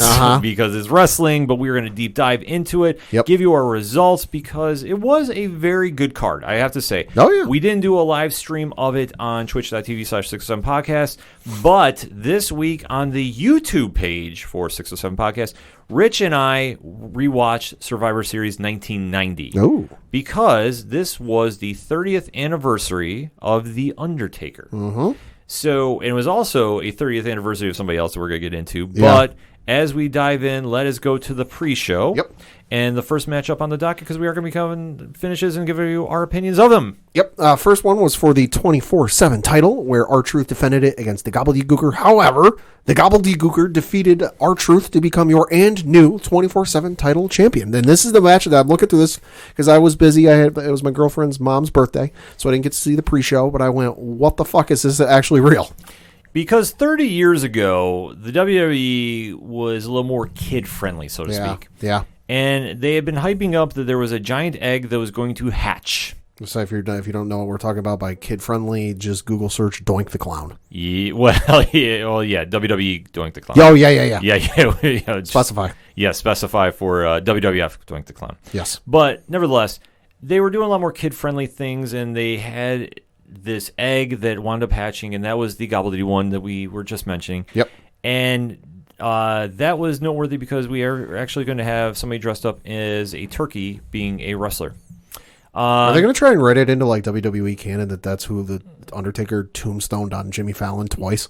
I hope they do, because he's appeared on 2 different episodes of Jimmy Fallon, one a couple of years ago and then the other one this past October or whatever it was, where he appeared on the show and tombstoned a dude in a turkey costume. So are they going to try and say that was the Gobbledygooker? I hope so. That'd because be amazing. That would be amazing because, we actually talk about that on the YouTube video, which is going to be dropping Thanksgiving Day. Okay. So that being said, yes, he decided to make an appearance and roll up R-Truth to win the 24/7 title, because that's what they do with the 24/7 title. It's defended 24/7. So on with that, though, there was the dual-branded Battle Royal, which happened as well. And you got the results for that, Pat? Yeah, so The Miz defeated Angel Garza, Apollo Crews, Cedric Alexander, Chad Gable, Dolph Ziggler, Dominic Mysterio, Elias, Humberto Carrillo, Jeff Hardy, John Morrison, Kalisto, Murphy, Rey Mysterio, Ricochet, Robert Roode, Shelton Benjamin, and Shinsuke Nakamura. This is a typical battle royal. There's nothing really to write home about. Chad Gable looked great in this. In fact, I was hoping he was going to pull off the win, but The Miz wound up getting it by shenanigans, and obviously it's what it is to start a show. So I wasn't too mad about that. Yeah, and I know some people are wondering online, wait, why wasn't Biggie in the thing? You know, the running speculation is that he's going to be set for a big push here coming down the road, so why do it here on a pre-show battle royal? Plus, he had the Gears of War themed outfit to come out in, and they didn't want to spoil that too early. You know, so that I figure that's why that's going on. Yeah, it wasn't a big deal in my opinion for it, because as we'll get to when we talk about the tag match, he did show up in the Gears of War outfit because there are going to be DLCs for the video game.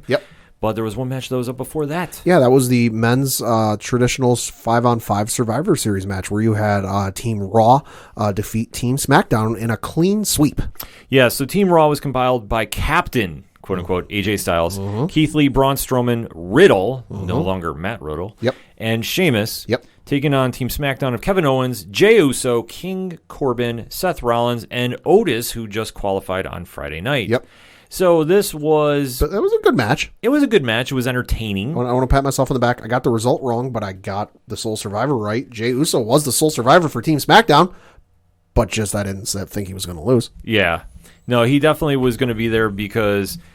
when it came down to the finals, Jey Uso was trying to do his best, and I think it was for the storyline because Team Raw just ran through him. And I kind of figured about this because I remember commenting on that hashtag show's Instagram page because they were saying about the 3 best factions, and I'm like looking at this, or 3 best teams in Survivor Series history, and I'm looking at that Raw team, and I'm going, that's a good team. AJ Styles, former world champion; Keith Lee, former NXT world champion; Braun Strowman, former world champion; Matt Riddle, and Sheamus, former world champion. So that squad was so loaded. And the only other thing noteworthy about this match, really, was Seth Rollins sacrificing himself, quote unquote, for the greater good. Yeah. And getting bro kicked in the first elimination of the night. Prevailing theory is that's how he's written off TV so that he can go and enjoy time with his fiancée, Becky Lynch, as they're about due to give birth. Yes. Which makes sense. Yeah, it made sense completely. I mean, the Otis Keith Lee stuff was pretty funny, too. Oh, my God, that was great. Because it's just two very big gentlemen that were just hitting big guy moves. So, you know, all right with it. And like we said, it was a clean sweep for Team Raw. And, you know, just basically kind of what you expected. Yeah. Next up, though. Yep, was the first of the best matchups, as they were kind of billing them, in the tag team matchups, where you had the Raw tag team champions in Kofi Kingston and Xavier Woods of the New Day taking on Angelo Dawkins and Montez Ford of the Street Profits, who are the tag team champions of SmackDown. And you had Angelo Dawkins and Montez Ford defeat the New Day to win the matchup. Yeah, this match was real fun. Oh, it was great. I love this match. Holy shit. That corner jump from Montez Ford. Yeah. Holy fuck, from the moon. Yeah, Montez Ford is the most athletic guy in all of pro wrestling. Damn. We can debate about this. He can fly like no man. He can jump higher than a lot of people. Yeah. Which is insane. It's absolutely crazy, and this match was very back and forth, and this was everything you want to see from both teams, because obviously the New Day, very decorated throughout WWE history. Yeah. The Street Profits are up and coming. Yeah. And this was a huge win for them. I was hoping they won, because New Day doesn't really need the win. Yeah, no, they don't. They're established. They're 10-time champions, you know, DLC in video games. Very successful. You know, Xavier runs a very successful YouTube channel. You know, he's making a push to get on the G4 TV channel, Revival, you know, so they've got all the success in the world. Street Profits, very personable, very likable, you know, very fun. You know, the crowd has a lot of fun whenever they come out. You know, so New Day didn't need the rub on this one. No, definitely didn't. I wouldn't mind seeing this ran back. Oh, I would too. Best of 7 series. Oh, yeah, this is going to be my new Fight Forever. Mm-hmm. Speaking of which, we had one half of the original Fight Forever in this one. Yeah, so this was a matchup between Bobby Lashley, who was the United States champion, taking on Sami Zayn, who was the Intercontinental champion. And Bobby Lashley defeated Sami Zayn by submission in 7 minutes and 47 seconds. Now, I know, Pat, you have not been watching Raw that much. Nope. I mean, you catch it here and there. I catch it here and there, yeah. The best thing on Raw right now is the Hurt Business. I did, however, see last night with Bobby Lashley and that ascot. Yeah. Damn. Yeah. The Hurt Business is so good. Mm-hmm. So good. And I am going to say this. I know I will echo what Rich has been saying, too, on 607 TWS. I didn't think I would ever say this, but I think Bobby Lashley deserves a world title run. Wow. Him in the Hurt Business is a day and night transformation. He doesn't have to do talking. Which is something we've known for a while. Yes, because he's not a good promo guy. No. But working with MVP as the mic guy has done wonders. Which is good for him. Yeah. And they have legitimately built him up into a main event threat. Mm-hmm. Completely. This match was fun. Yeah. And Sami Zayn, if you've not been following his Intercontinental title run, yeah, he is winning by shenanigans. Yeah, like when he won the title back or retained the title or whatever the hell it was, and he, what was it? He handcuffed AJ to the ladder. Yes. He also did something with Apollo Crews. I think he tied his boots to the ring post. Yeah. So he couldn't get back in the ring for count. He's getting real creative, and I like it. Yeah. Sami Zayn is, love him or hate him, he's very brilliant in the concepts he comes up with. Yeah.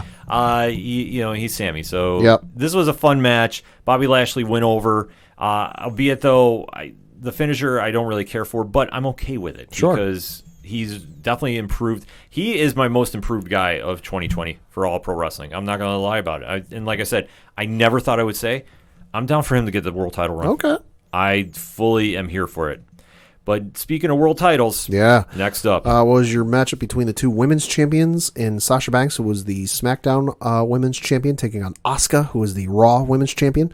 And Sasha Banks defeated Asuka via pinfall. Great match. Yeah. I love it that there was no outside interference. Oh, yeah. Thank God. And these are two of your top women wrestlers. Hell, they're two of your top wrestlers, period. Uh-huh. And they had time to work. They tore the house down. This was a great match with a quick ending, too. I mean, didn't have to do anything, but you know what? It did enough to tell the story, and you know that this is going to get ran back at some point. Oh, no, yeah, absolutely. You know, great match. I know I said, I thought Asuka was going to win, but thinking back on it, Asuka doesn't really need it. You know, she's got her run from being the NXT champion. You know, nobody's ready for Asuka type, thing. You know, she's got the mystique and the aura behind her. It's Asuka, like, holy shit, she's here. it was good for Sasha to win this, I think, because while she doesn't need the mystique and the aura, because she's a very well-established champion in her own right with a lot of great matches under her belt, it does give her a bit of an added boost that, I feel helps her character. Yeah, I do too. And obviously Sasha has always had the reputation after she wins a belt, she can't keep it. Not that saying this was on the line by any means. Sure. But I think this was a huge win to really, not that she needs to get established, because she already is. She's the boss. Right. Oh, yeah. But I think this is also just saying that, hey, she has to be in that contention when you talk about Asuka, that she is somebody that's going to be a very strong champion. I think she's going to go on a deep run. Oh, yeah. I know they have her in a feud with Carmella, who is now Something doing the like that. Emelina gimmick, which Yeah. I'm sorry, I don't have good hopes for. I think it's going to end very badly. So we'll kind of have to wait and see, but I think great win, and I would not mind seeing that get ran back someday. No. But next up, though. Next up, you had a quick little title change where Akira Tozawa showed up and defeated the Gobbledygooker to become your new 24/7 title champion. But not for long, because R-Truth then pinned Akira Tozawa to become your new 24/7 title champion for probably the 60-something time. I believe they said 45th on air. Holy shit. It's something ridiculous. That whole title's ridiculous. So good for Truth, though. Oh, R-Truth makes that belt. If it was on anybody else, I don't care. I don't watch. No. But he makes the most of it. He is such just a diamond in that company. He stands out. He shines when you give him the time. Yeah. He's amazing. Yeah.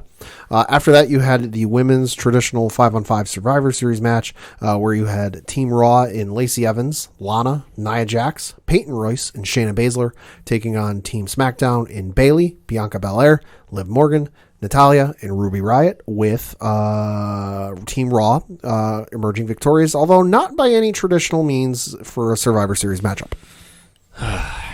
Okay, so this whole match, we all knew was going to end with Lana being the sole survivor. We all knew it was. And what I didn't like about this match, and I'll stick to my guns about this, is she's been running this whole storyline of that she's been getting bullied by Nia Jax and Shayna Baszler. They put her through a table 9 weeks in a row. Yeah. And then they ran the documentary series before the show, and you hear about her background, and you hear about how she's dealing with criticism of her, and it just seems like they were setting her up to get the Rudy moment, so to speak, to get the upset. But after she forces herself in the match, because they did a pre-show thing, and Nia was saying, nobody tag Lana, we're going to win this, but nobody touch her, nobody go near her. Then when she gets herself in, she's actually competing, she's forced out, and she's told to stand on the ring apron the entire match. To the point where she's faking tears and whatever, and it's is this really what you want to be saying? I don't know where they're going with it, but I don't like it. I'm not a huge fan of it, No. but I understand that people did think it was a hilarious ending, and I get where they're coming from in this aspect, because it was played out that the person who was being bullied finally got one over on the bullies. Sure. So I get that aspect. Sure, I do too. But if you're building up Lana from little to no wrestling experience, I don't think she's got much wrestling experience. No, she doesn't. To build her up from somebody who rags to riches type of thing, where it's came in from no talent. I don't want to say no talent, but no experience, no real background in wrestling, to eventually, hopefully, becoming a women's champion. If that's what their ultimate goal is, I don't see where having a bus stop along the way of LOL, look at how she won helps that. Yeah. I don't either, but I get why the ending works. So I know for the people that are defending it, hey, I get it. Me personally, it wasn't my cup of tea. But I get it. It's funny once you break it down in the aspect that the bully got one over on the bully. Sure. So that being said, and obviously when it got to be Bianca Belair being the last member of Team SmackDown, there was no way she was going to lose. No. I think it was Natty, then I'd say Lana could get in there for the quick roll-up. But they weren't going to do that. But I will say Bianca Belair had a great performance. Yeah. Shayna Baszler and Ruby Riott were working very stiff. Oh yeah, there were some uncomfortable kicks. Yeah, I was informed by Rich too. He was telling me about how they used to work in AIW together, so they know each other very well. Oh, I was just saying, and I think didn't they have a few matches at NXT together too. I think for a quick cup of coffee. Yeah, so they've got some time together. Yeah, so obviously I forgot about that because Baszler was kicking the hell out of her. Yeah, and Baszler can throw kicks like nobody else. So that being said, Lana won, and then obviously they did a little continuation of the story where she's now helping Asuka. Yep. And I think next week there's a women's tag team title match between Shayna and Nia against Asuka and Lana. Oh, Christ. So stay tuned for that because Yeah. that could get interesting. Yeah.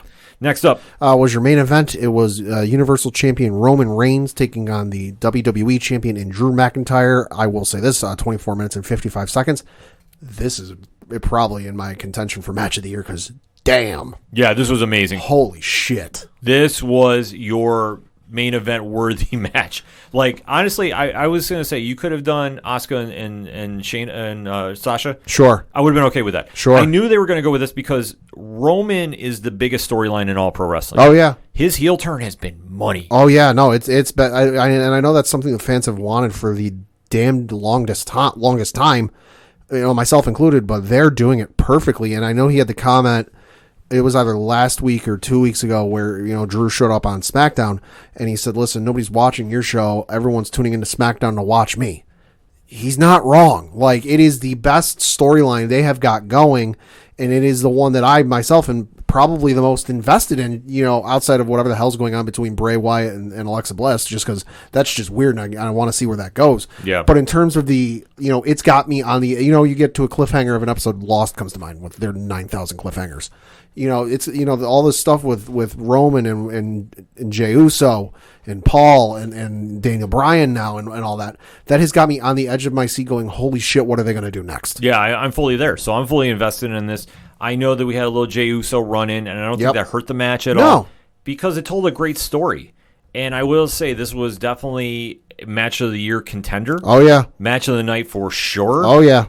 This delivered on so many fronts. Drew looked like $1 million. And he looked like a viable threat against Roman. Oh, yeah, no, it was a great match because usually, I've seen enough Roman matches that, and I know you have too, where you can kind of sit there and he hits the spear and you go, all right, that it's not the first spear. It's like maybe the second or third spear he's hit. You're like, all right, that's ball game. That's it. Once he hits the spear, that's game over. A couple spears, that's game over. Drew was kicking out. So like I'm sitting there going maybe the third, fourth spear. And I'm like, all right, that's game over. Holy shit, he kicked out.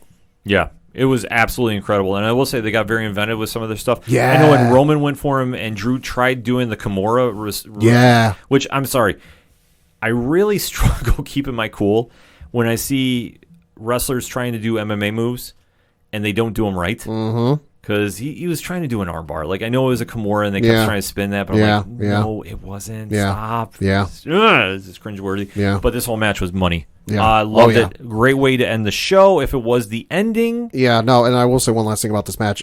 If there were a scenario where we could have, like, remember a couple years ago where it was Brock and Goldberg, where they had the match like 3 times in like 6 months. Mm-hmm. This is one that I would like to see that happen with. It won't, but this is one that I'd love to see him run it back 3 times. Don't say never about this, because the one thing that I know the internet is running a little wild with is The Rock is coming to WrestleMania. Yeah. Listen, I think it'd be great if he could. I really do. I don't know if they're gonna do it without live crowds. Right. Without live crowds, probably not. No, you're not burning the Rock to have video conferenced in fans. Right. So I definitely am going to say temper the expectations there. And then even if they do have live crowds, if I'm not mistaken, a lot of movie studios have it in a clause in a contract with him. He can't do wrestling. Yeah, then that's as a result of his last match in WWE where he fought Cena in New York at whatever WrestleMania it was and tore his He tore his spleen. He tore his spleen. Yeah, he had a pushback. It was filming Hercules at the time. Yeah. So that has been written into his contract with like any movie he does with it, he cannot wrestle, which is why outside the appearance he's made on Raw a couple times, and then he was at his WrestleMania, when it was 31. He's not had a and then when it was in Texas at 32, he's not made a full-fledged like wrestling match appearance. Yeah, so I would say temper your expectations with that. It still could happen, sure. I mean, I'm not saying it's completely dead in the water. No. But there's a couple scenarios you can do for WrestleMania with him. Mm-hmm. One, you can have Roman versus Jey Uso, and things I thought I'd never say in 2020. Yeah. And Jey, if they push him right, he could be one of your biggest baby faces. See, I want to see that storyline and that whole thing burn for a while. Let that go for a while. Eventually, down the road, yes. Yeah. But for WrestleMania upcoming this year, it's too soon. Yeah, like, I don't know. Like, they might try forcing it just because if they really are going to get off track of what they want to do. Mm-hmm. I'm not doubting, though, you see this match rematched at WrestleMania. Could be. Because the one thing that we don't know is Brock is in limbo, whatever he's doing. We do hear a lot of talk that Randy Orton versus Edge for the belt is an option. And Edge was supposedly backstage at Survivor Series. Right, because he's healing up from tearing his bicep. So it's not to say that's out of the realm of thought either. Yeah. There's a lot of variables they can do. We're still very far out to kind of really guess what Mania is going to do. Yeah. But I will say this. After this match, I think you could definitely have Reigns versus McIntyre. Oh, absolutely. If you have, like, McIntyre gets traded to SmackDown, if you want to play that route. Yeah. That could be something, or they just do championship versus champion and unify the belts. I would say, what if McIntyre wins the Royal Rumble again? Yeah. How many guys have won it back-to-back years? And they go, all right. Shawn Michaels, I believe. Yeah, so not many people have done it. So you could have McIntyre win the damn thing and go, you know what? I'm challenging Roman. It's not all the realm of thought. A lot of stuff could happen. But they did close with a very strong ending, and that was The Undertaker's farewell. Yeah. Which I thought was very fitting. Obviously, they had a lot of legends come back. Yep. You had Jeff Hardy, Mick Foley, the Godwins, which took me back to remember. Yeah. Savio Vega came back. Yep. Big Show, Kevin Nash, Booker T, Shawn Michaels, Flair, Godfather. A lot of his friends that were with him during his prime years. Yeah. And obviously, Vince McMahon came out, gave an emotional speech for him. Mentioned WWF, and the internet went nuts. Yeah, because that's where he was. That's where he was really created. Because you think about 30 years of portraying the character, and Undertaker came in and finally said it's time to rest in peace. Yeah. And he did the pose. They did a holographic Paul Bearer, his longtime manager who's passed away. Which threw me for a loop when I heard I'm like, holy shit, wait, what? Yeah, it absolutely was crazy. They spent a lot of time to do this, and I'm glad he got his send-off. Yeah. He's done a lot for the business. And I'm happy it's done because I always feared that he was going to come back for one more match, and he ended everything perfect with the Boneyard match. Oh, no, absolutely. And I'm kind of comforted that, it is the perfect ending for him. He's not going to come back and have one more match because some of the stuff that's been coming out is that Vince finally understands that, okay, it's time to retire the character. Yeah, 30 years of being the dead man. Digging holes and stealing souls. He's done it like nobody else. There's a legacy that nobody's going to come near with him. No. The fact that he is probably the last great character in professional wrestling, and the fact that he made that gimmick work. Because you think about it and you write it down on paper, that you go, wait, what? Yeah. He's somebody that has just transcended the business to the point where The Undertaker is well known outside of wrestling. And is he as big as Stone Cold or The Rock? To us wrestling fans, yes. To the mainstream, maybe not as much. I mean, Dwayne Johnson's in a whole other level right now. Yeah. But I would say he's around the Stone Cold level. Yeah. Oh, yeah. Yeah. So, with that being said, he's painted a great legacy. It's going to stand the test of time. Whether you talk WrestleMania, I think there's a couple matches in his latter years that we'll all forget. Goldberg. Yeah. And obviously, he kind of did the fake out before where he was going to retire against Roman Reigns, but it wasn't time. Now I fully believe he's done, and he can finally sit back and relax, and thank you for the memories. Yeah, oh yeah, absolutely. So that all being said, hit us up on the hashtag ODPH. Your thoughts on this past Survivor Series, and what is your favorite moment of The Undertaker? Throughout 30 years, something's got to stick out, so definitely hit us up, let us know. We're going to take a quick break. We'll be right back. 2, 3, 4. Hey, this is Johnny Moose from Excite Wrestling, and you're listening to the ODPH. I didn't mess it up. I thought I would. Right now, back to the guys.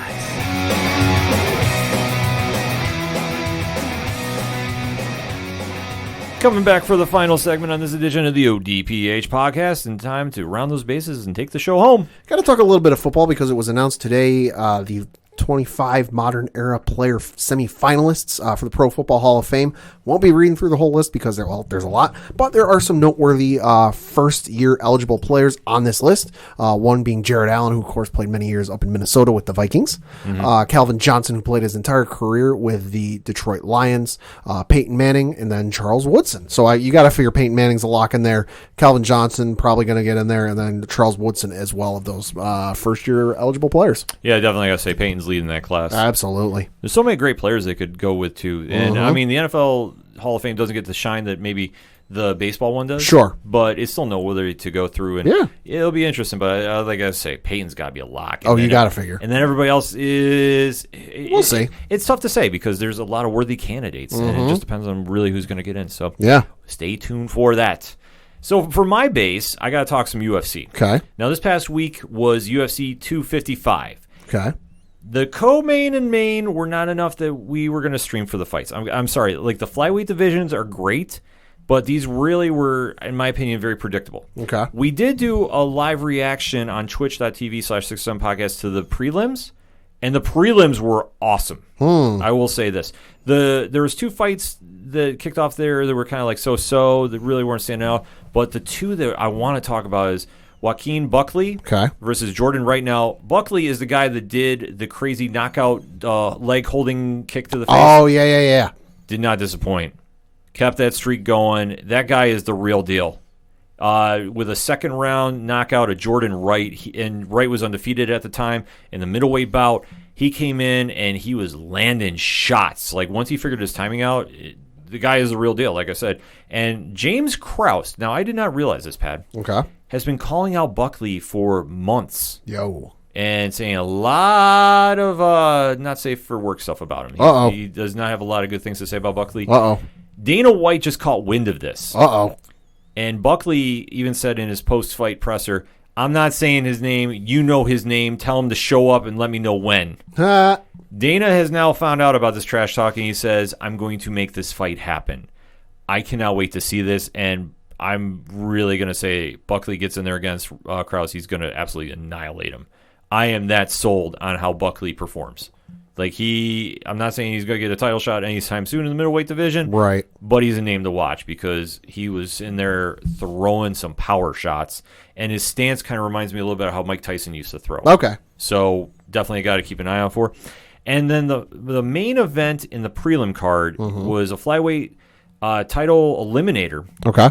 Because I felt that whoever won this is going to get the title shot against Figueiredo. Okay. And that wound up being Brandon Moreno in the first round against Brandon Royval. Now, Moreno was the number 1 contender at the time. Royval, I believe, was number 6.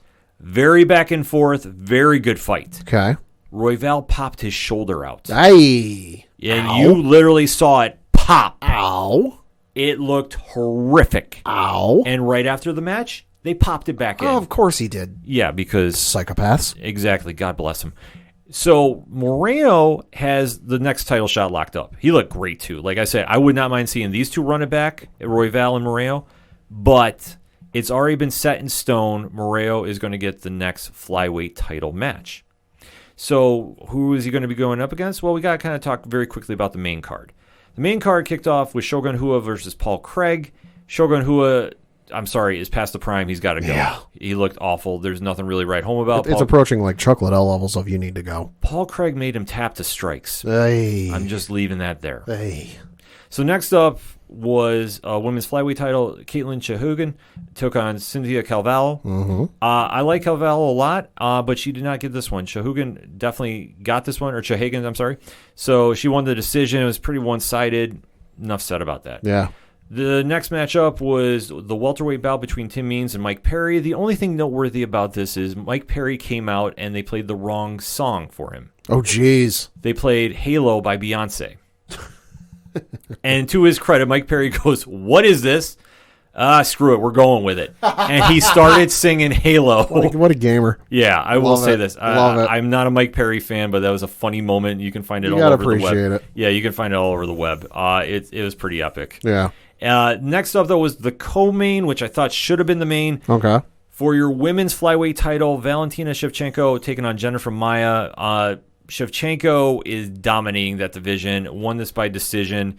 The internet lost its mind, though, because Maia might have won a round. Oh, Jesus. And people really thought like something could shift. Hold on, I need to go look outside and see if pigs have flown. Yeah, Shevchenko still, though, just tore her apart. And we had a feeling about this. Like, the money line for this, I want to say Shevchenko was a minus 1,600 or something. Yeah. It was something absurd. Well, after I saw that video of the Shevchenko sisters dual kicking that punching bag, and they were like so locked in sync, kicking it and moving at the exact same time, I'm like, yeah, their opponents this weekend ain't got no shot. Yeah, in fact, the other sister, Antonia, she won against Aaron Lipitsky, too. She won by stoppage. So, yeah, the Shevchenko sisters had a great weekend. Yeah. But your main event, though, was Figueiredo versus Alex Perez for the flyweight title. Okay.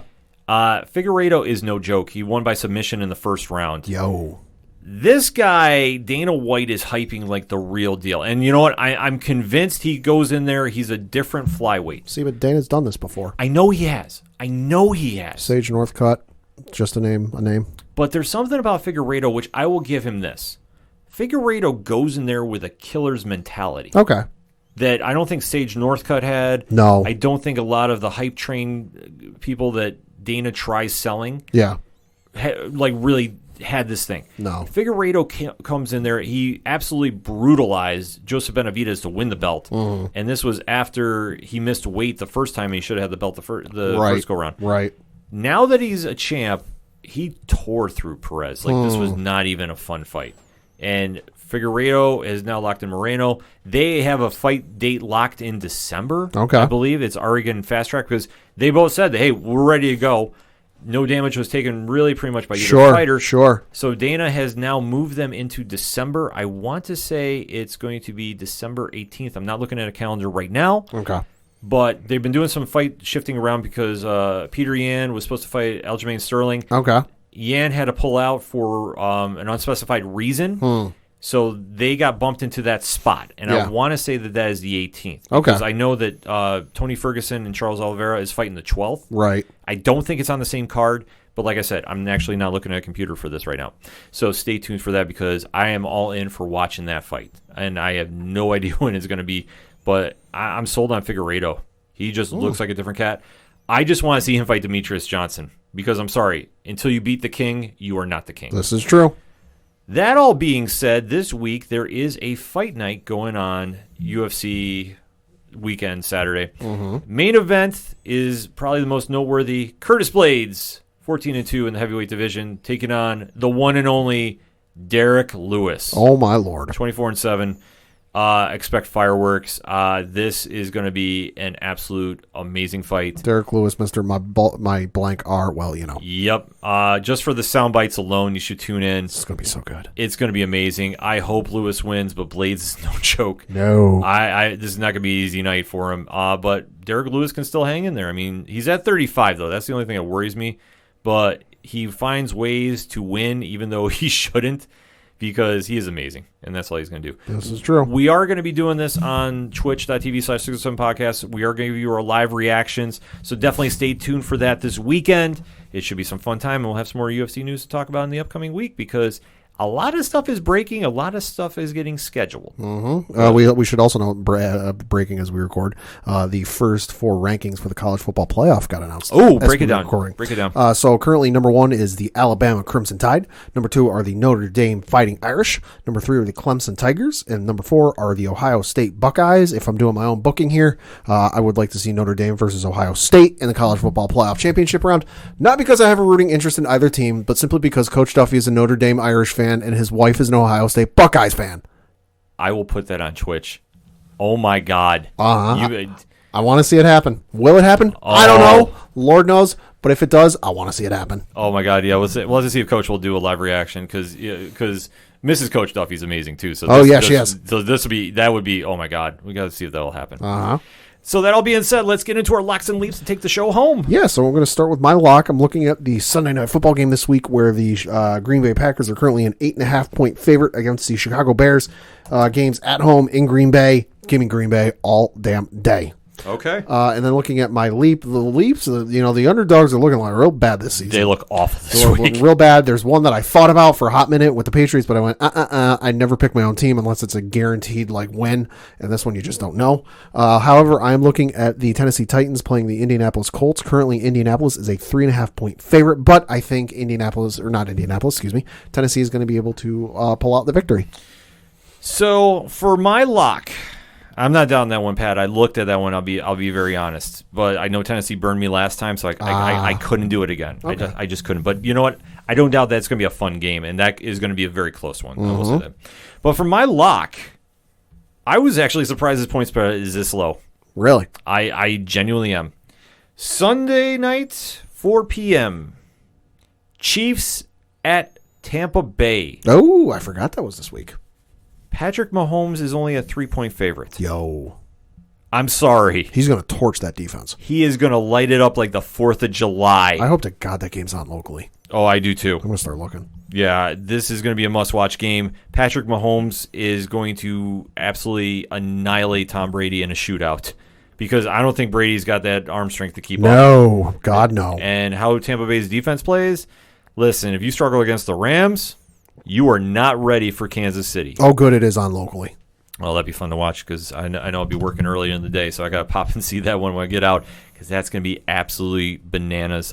Take the Chiefs in big, but the point spread's only 3. That's bonkers. Yeah, so someone might be a little fishy with that, in my opinion, for being that low. But yeah, but it is what it is going to be. So I got to always see about that. And for my leap, like Pat touched upon, the leaps are awful this week. Yeah, they are.